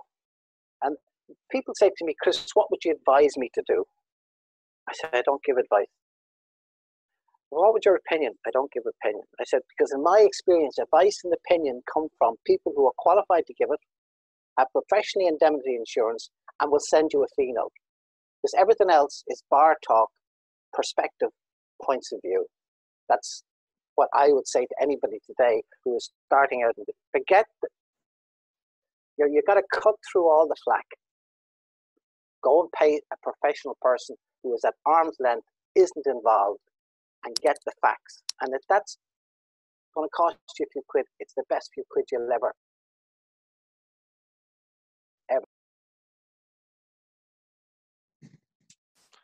Sometimes with deals, it's probably, I know with one particular deal I had, it was the best deal I did was the deal I didn't do. Yeah, there you go. It's yeah, because otherwise we do get romanticized about potentially the ego steps in and it's bigger or better or flasher or whatever, but you become blindsided to the, as you say, the trapdoors that are hidden gently in the middle of the deal. But you asked me what I would change. I would try. The word I was looking for is impulsive. Sometimes, you know, impulsive, and you know, I'm a good salesman, but that also makes me a little bit of a victim to a good salesman. You know, sometimes I can be, you know, it's turned on me. You know, I mean, I can sell, but sometimes I've been caught by a good salesman. You know, and my God, I've dealt with a good few of them over the years in buying, you know, and negotiating and all the rest of it. Listen, so I remember we had a revenue audit back in the mid-90s. And somewhere up here, actually, in the wall is, yeah, there it is over there. I think there's 1, 2, 3, 4, 5, 6, 7, 8, 9, 10. There's 12 companies up there registered, right? Limited companies. And I was a director of all of them. And of course, this guy from the revenue came in, and there was a few more companies that we had that weren't part of the group that we were playing with. I say playing with, but they were things that I wanted to do, and I had fun doing them. And he said, Chris, can you tell me what this company is all about? And I think it was called Peace, NCP. And I said, well, what happened there was I was looking for a solution for bunker rakes in golf courses. And I was in Spain, and I saw this rake. And I actually went to the greenkeeper, and I said, can I take one of those? I took the handle of it. I took the rake home because it was perfect. It was round and had 3 little prods. It didn't dig in. It just didn't. It got the bunkers perfectly. And we were looking for a solution in Grange. And I said, well, if I can get it into Grange, I can get it into every golf course. So I started up this company with a friend of mine. Mistake number 1. Put a friend of mine involved. Yeah, they went off to Florida, did the deal, came back, and we sold it into the K Club. We sold it into Mount Juliet, Acufor. Those rakes are still in the bunkers in Grange, right? But the business wasn't taken on in the way I would have taken it on. And anyway, he said to me, well, what happened this? Well, I said, look, it's simple enough. On the basis of you win some, you lose some. That was a lose some. The product was good. The idea was good. It didn't work. Oh, okay. You know, so tick that box, and off he went. that was an experience. I tell you, a revenue audit. My God. I was going to say, over the years, I'm sure you've had a few duds and non-starters and Oh yeah. ver- Oh yeah. different ideas that maybe just didn't quite go the way you'd hoped. Oh yeah. When one of the areas of the business that I took responsibility for was when we were expanding was the site selection, finding a shop, finding a location. Sometimes I worked with two or three different, maybe one main property person, but you had exposure to all the commercial property people, and they would knock on your door saying, "We have this, and we have that, and we have the other." And but sometimes I see I have a map of Ireland there, and I had pins in it of all the green pins were the ones where I had shops, and the red, these were the goals, the targets to get into them. So I'd head off down to, say, we never got into Sligo, but I headed up to Sligo and through to see what was on offer. And I made the mistake of going into a local agent who they had, they have chambers of commerce in all these towns and cities. Of course, the chamber of commerce, the guy in the yeah, but the biggest retailer in wallpaper and paint was also on the chamber of commerce. So everywhere I went, I was blocked. Everywhere. That was Sligo. That was a great experience. But then, so you learn from that, and we had a great shop in Galway Shopping Centre, but the owner, Mr. Doherty, decided that he wanted the unit. We didn't want to move, but he wanted the unit, and anyway, I opened a shop, a much bigger store on the Tuam Road, but it didn't work. I couldn't get the footfall into it. It just didn't work.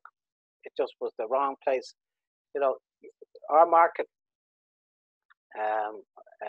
we're very much dependent on the housewife, and the housewife generally doesn't want any possibility to avoid as many roundabouts and that sort of thing, because if they get lost, and it was sort of on the edge of an industrial site, and the ladies just didn't like going into the industrial, and that was a mistake. Lovely site, but it was more for trade than it was retail. So that was a mistake. And yes, but the rest of them, I mean, we did all right because they were all taken off our hands very, very quickly when we when we wanted to downsize.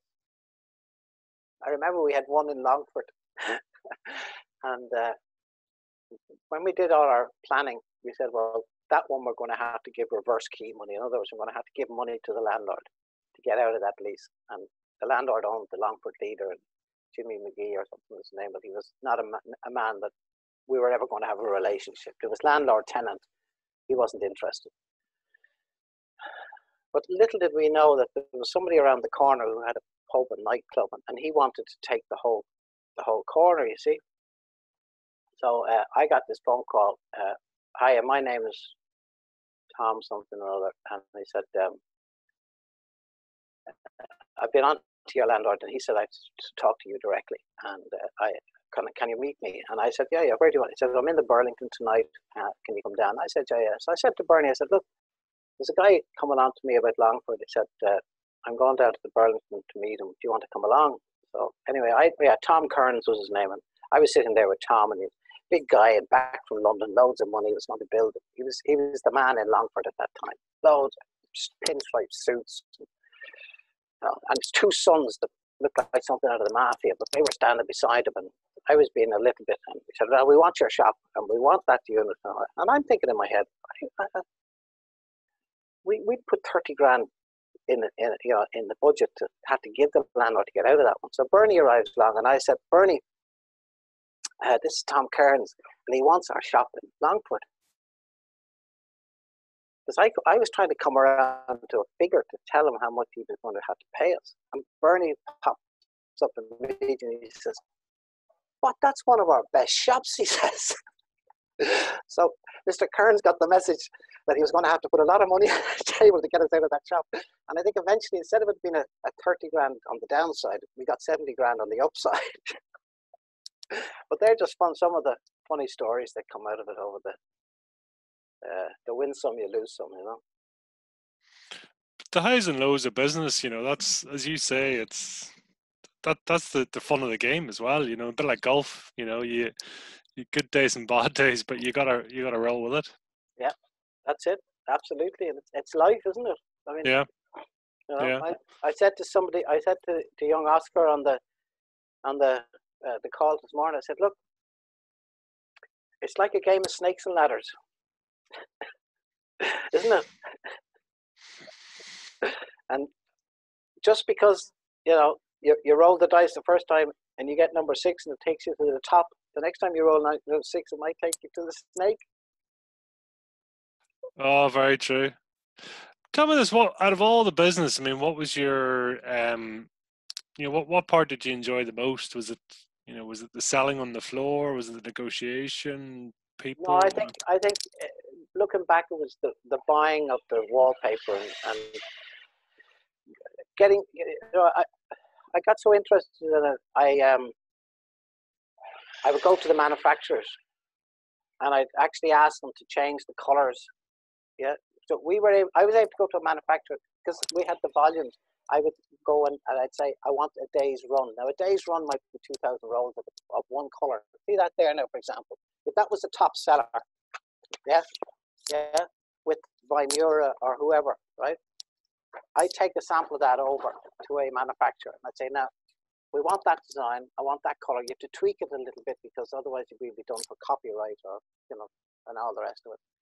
And I want the day's run of it. So I was able to buy 2,000 rolls of one color, and that to a manufacturer, a day's run, absolutely, And I was saying, and I'll pay you up front. So I remember I got a contract. Two good stories in wallpaper. I knew an interior designer, and she was working for the O'Callaghan Hotel Group here in Dublin, and they bought a hotel out in Boston, and she specified a particular product for it. Now it was very plain, very bland. It had to be this, that, and the other in terms of fire retardancy and all the rest of it. But the order was like, I can't remember. It was a day's run, but maybe it was 2,500 rolls. But this particular wallpaper that they were specifying was around about 55 quid a roll. Right? It was some branded fancy designer wallpaper. But I looked at it and I said, I know I can get that manufactured. So I went off and I said to the manufacturer, I said, look, this is what I want. I want to do a promotion, especially around this. I didn't tell him it was for a hotel in Boston. This blah, blah, blah, blah. And I bought it for €5 a roll. Now, one deal like that is the difference between a good year and a bad year. And I got great kick out of that. And you talk about networking. I was brought over to Germany. The big wallpaper exhibition is in Heintex, or was in those days, in every January. And my God, sometimes we went there, it was minus 30 and it was cold as hell. But anyway, we were taken out to this big chateau by one of the manufacturers and wined and dined. And I was sitting beside a Frenchman, Christian Chevrier. And Christian was talking to a Russian man who was Russian man that was sitting beside him. And Christian says to me, Chris, what can you get from Colorado? And I said, I can get anything I want from Colorado. What are you looking for? He said, this man wants 2,000 rolls of these 10 top designs. Can you get them? I said, well, I can ask. They might be asking. That's a heavy order. I mean, that's a lot of money. I said, I can ask, but let's get the ground rules out here. How much is he going to pay? The price came back like, whoa, 20,000 rolls. I was going to make like €2 a roll. Now, all I had to do was convince the manufacturer that he was going to give it to me and get around the sales director. Anyway, I took a chance and I put the order in, and they confirmed it. And I said, great. Now I said, I don't want to pay for the carriage coming out of the UK, VAT and all the rest of it, and then send it back out of here over to Germany. So I had a friend who knew somebody in the VAT office. They told me how I could do it. Boom, invoice it, boom, it went into Germany and then went over the border into Russia. And I got paid up front for the whole lot. And in that deal, I don't know, I think I netted at about 30 grand again. And I loved wallpaper, and I could sell wallpaper. I knew what the market wanted, and that's still in me. And that's why I've got that. Believe it or not, I sourced that from China. And now it's just a matter of putting the deal together, you know. That's great. So it's, as you say, it's the deal and the negotiating and finding options and solutions. It seems as well as a Yeah, bit of passion yeah, for you.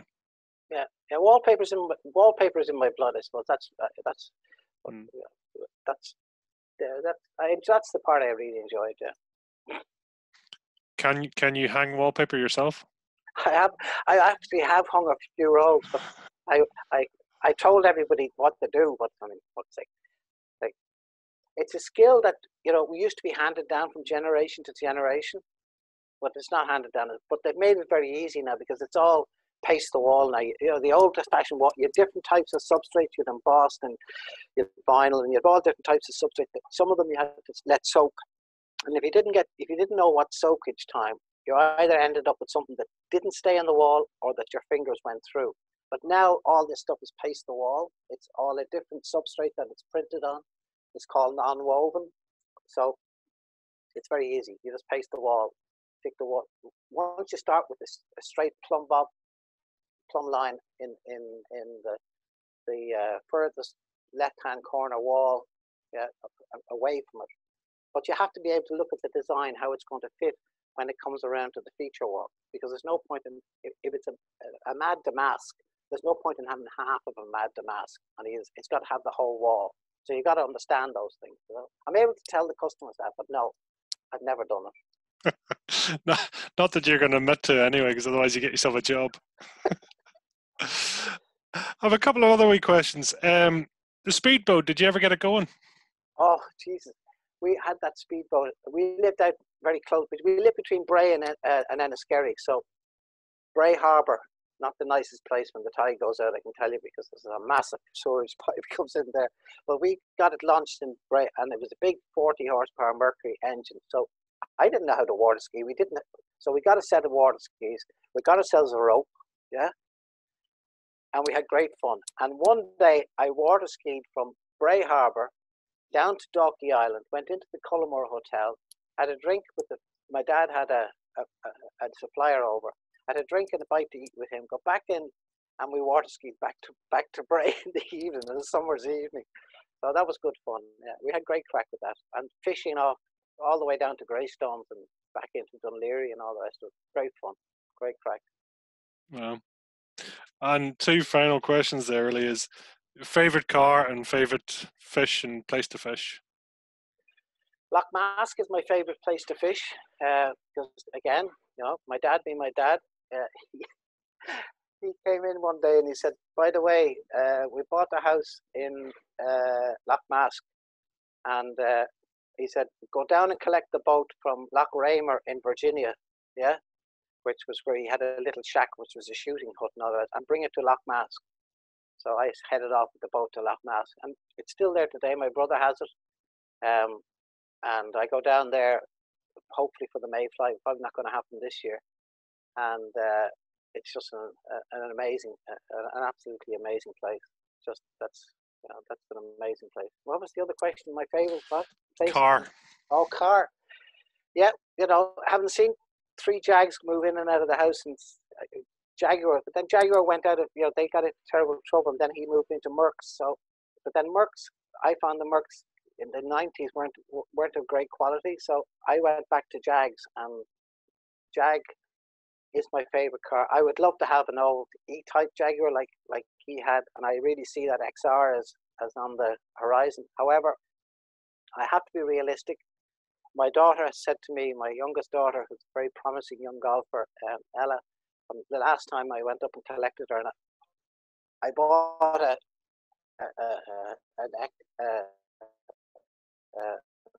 an XF 3-liter gas guzzler, 2016. And she said to me recently, she said, after that Greta Grunberg, what are you doing driving around in this 3-liter carbon emitting blah, blah, blah, blah. And I said, yes, darling, yes. She said, you should have a Tesla. I said, absolutely, I should have a Tesla. So I said, when I saw her the next time, I said, I ordered one. She said, you ordered what? I said, I've ordered a Tesla. I said, really? Which one? And I can't remember which model. I spoofed anyway. I said, and when is it coming? Oh, about 2024, I said. So Tesla would be my next. I think Elon Musk and that whole story is phenomenal. I think he's an absolute genius.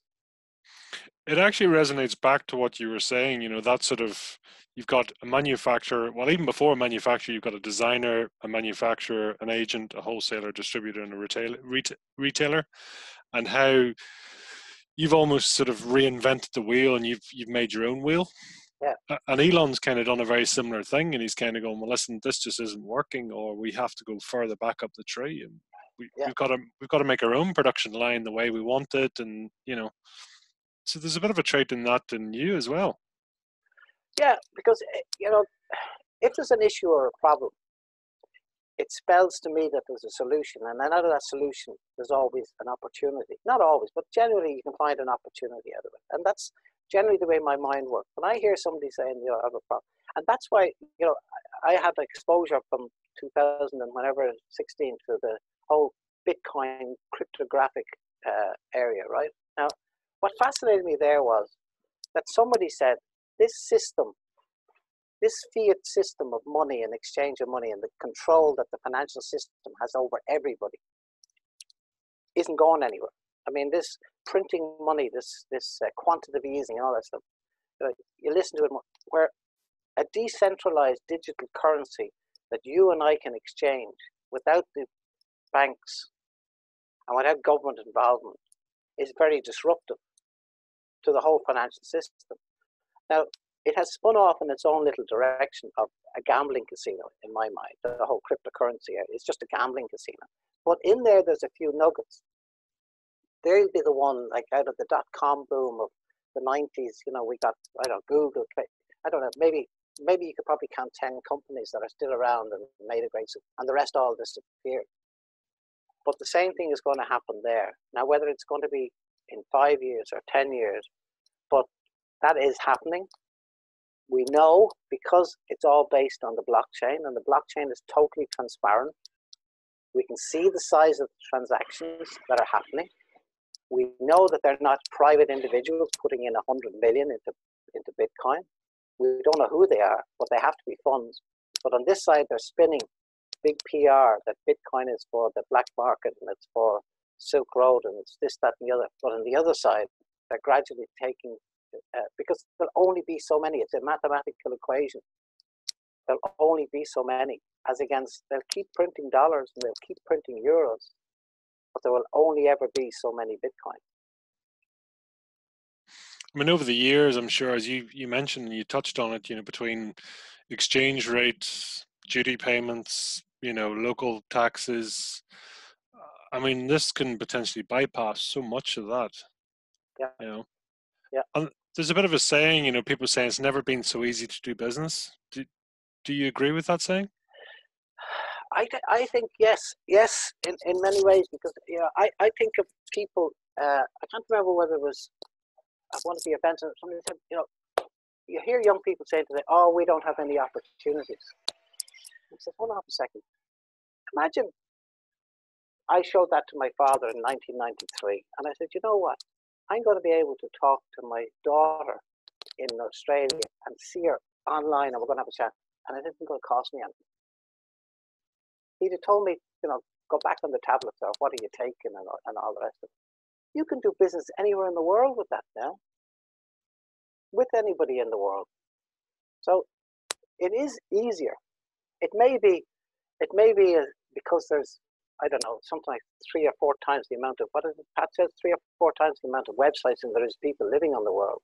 And it may be a very crowded space, but it's a much bigger market than when we were stuck in Dublin and all our competitors were afraid to spend 250 quid to fly over to Manchester every second week to do business.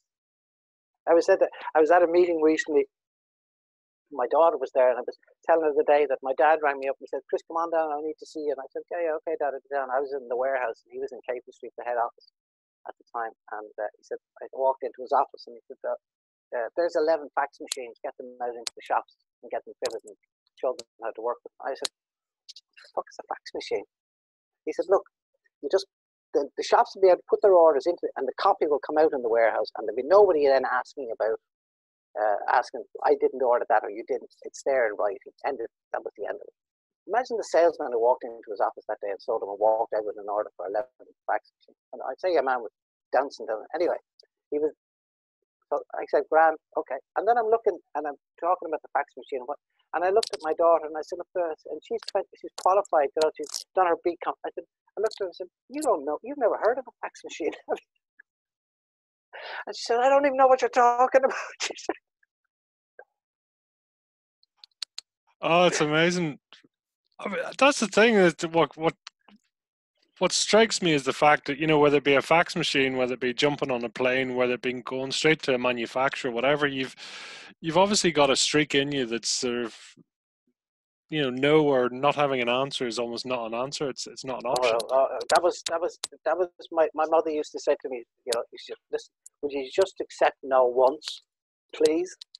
But because no, sorry, if you told me no, I mean that started out when Jimmy McClure said to me when I was 11 years of age, "You're not going on the rugby team." And what I did then when I that when I went to St Andrews and I took over as captaincy and the under-14s, and they said, "We're going on a tour, lads." Oh, I said, "Great, where are we going?" "We're going down to Waterford to play Newtown School, Waterford." And I put the lads, and I got them on the coach, and I said, "Lads, we're playing a game tomorrow. And if one of you thinks that you're going to have an easy ride, I believe you, I'm going to be up your backside for the whole of that game." Anyway, Sammy McClure was the referee for the game, the man who told me I'd never be on a rugby pitch. And it was his team we were playing. I think we beat them 55-0. I hammered them. And I looked at that man after that game, and he said to me, "I got it wrong with you, didn't I?" Oh, sweet justice. Yeah, but, no, look, sometimes it's got me into more trouble, but no, sometimes it's just, it's a challenge. Thomas, you mentioned there, more recently you're doing a lot of mentoring and things like that. I mean, what's your style, and how do you help people? Okay, well, I can give you an example. I had to get hire a suit to go to an event overseas, and I went up to the Killiney Shopping Centre, and I walked in, and Peter was there, and he had a business there, Black Knight Suit Hire, and he also did dry cleaning and a laundry service. And Peter's 70, 71, and I just started chatting to him, and I said, "How long are you going to do this for?" And he said, "I'd get out tomorrow if I could." So he told me a story that he went in just after the crash. He had another dry cleaners. He's in a shopping centre in Killiney, a lovely area, good clientele, but it's been difficult, and he's got himself into a bit of debt and all the rest of it. I said, "Well, what do you want? What do you want to do?" He said, "I just want to get out of here." And he said, "I'm stuck in a lease, and I owe." And I said, "How much do you need to get out of your troubles?" He said, "I need 70 grand. He said, "I need a net 70. I said, "Okay." So I know the leases and what they're worth, and if you've got a user clause in a lease for a dry cleaners, and I said, "Okay, let me see the figures." And I looked at the figures, and I'm thinking, "Yeah, okay, well, a business is worth a multiple of its net profit or its net asset value, and to be honest with you, we weren't going to come up with 70 grand in either of those calculations." So I said, "Okay." He said, "Do you want to go on market or off market?" And he said, "I want to go off market because I don't want everybody, the landlord and everybody getting all upset that I'm trying to get out of this and that." I said, "Okay." So I ran a little ad, and I was coming out of church, and I got a phone call, and she said, "Hi, I see your ad on the table. Is there any chance we could see that unit today?" And I said, "Well, no, it's Sunday. I can't go today." But I said, "Tomorrow." "Yeah, okay. What time tomorrow?" I said, 10. She said, "Okay, we'll meet you down there." And I put it in the ad at 100 grand, right? And I went down, and there was these two very nice people outside, and I saying, I said, like, so first of all, I told her on the phone, I said, I said, before I enter into any discussion, I would like to see proof of funds before we start the discussion. So if you can bring along proof of funds to the meeting, that'll be fine. And then I said, I'll tell you what we're looking for and what we can do. And when I saw them, I said, well, there's no point. She said, oh, here, and she started to show me a bank account. And I said, no, that's okay. So they said, what, you know, blah, blah, blah. And they said, listen, we're not actually interested in the business. You're selling it, I know, as a business. We're a medical center, and we want to open a medical center. And of course, my eye just went, ka-ching. I said, that's fine, thank you very much. He said, can we give you a check now for the deposit? And I went, okay, right.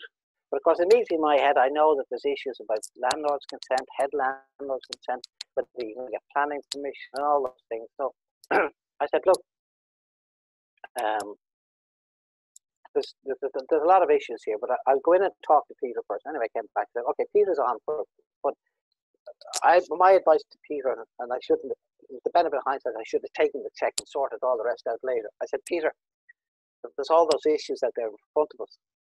You know, I don't want to get 10 grand off somebody and then have to take it off the market. Let's do it right. Let's go for the landlord's consent and the planning permission and all those things.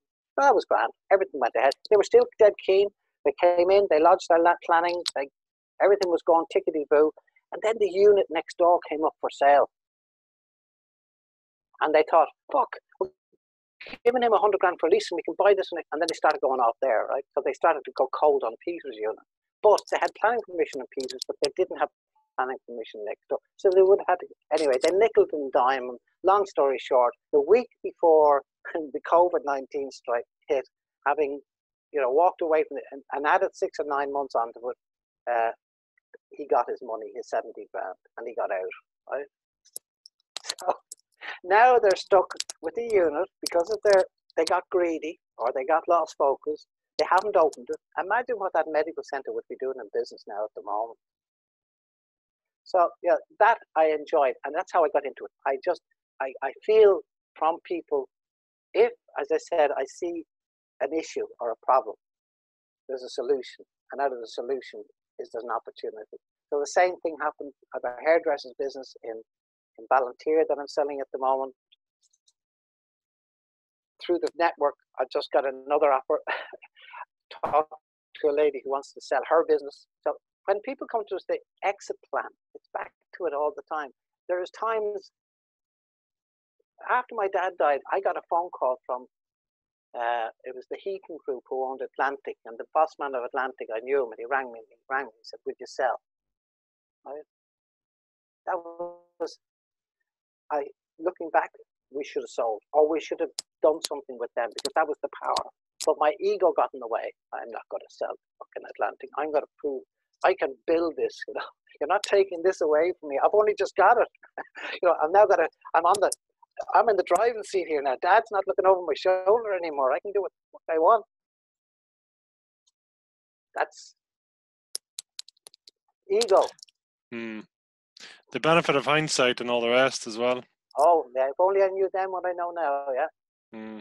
That's it. Well, I mean, that's what makes a great mentor, and you know, to do that, and also, you know, having the experience of the deal and seeing people and the way you trade and all the rest. You know, it's you know, you've done probably your deals there that people would only, you know, wouldn't do in a lifetime. You know, No. just doing deals with Marks and Spencers. It's, you know, those sorts of things as well. It's, you know, but it's obviously in your blood, which is great. In my blood. You know, you've talked about, I think you know, procrastination is probably, it really does kill an awful lot of people's entrepreneurial spirit. You know, you just got to jump into the water sometimes, you know. And, you know, all these, my dad would have explained them in different words because his German to English, he would come back into the Germanic way of explaining. But, you know, like Pat says, you know, opportunities, you know, come to pass, not to pause. And that's probably the opportunities. That's some, yes, I've been caught a few times, but I probably smelt it a good deal more times than I've been caught, you know.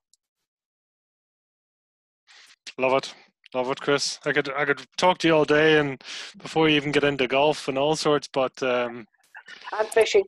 and fishing as well. God, yeah. Just out of interest, I mean, what is your fire in the belly then? My my my fire in the belly at the moment is my goal, which has been a little wicketers. You know, get out of this building, not wicketers. By all means, to work with wicketers, mentoring it, helping it develop, but was to uh, um, and and do the other things. Like my daughter's a very promising young golfer. To get her through college, to into the States on a scholarship, to live in Portugal, have more time, because I can do that from everywhere. Like, I mean, again, it's back to that. I can do that mentoring, I can do that selling, I can do that communication from anywhere. And if you're in Europe, you're only 2 hours away from anywhere anyway. You know, I mean, what's the big deal? You know, and that if it be to extract myself from the to have that freedom to do all the other things, because once I'm free, you know, sometimes people say don't let them too free, but once you let me free, you know, that's it. You know, that's what I love. Mm-hmm. Chris, listen, thank you so much for your time today. I look forward to seeing what happens in the journey going forward. So, interesting times ahead, and yeah, it'll be great to see it. So, thank you. Thank you very much, Pete, for the opportunity, and yeah, a new learning experience. I've done my first podcast. There you go. Thank you very much. Lovely. Appreciate it, Chris. Thank you.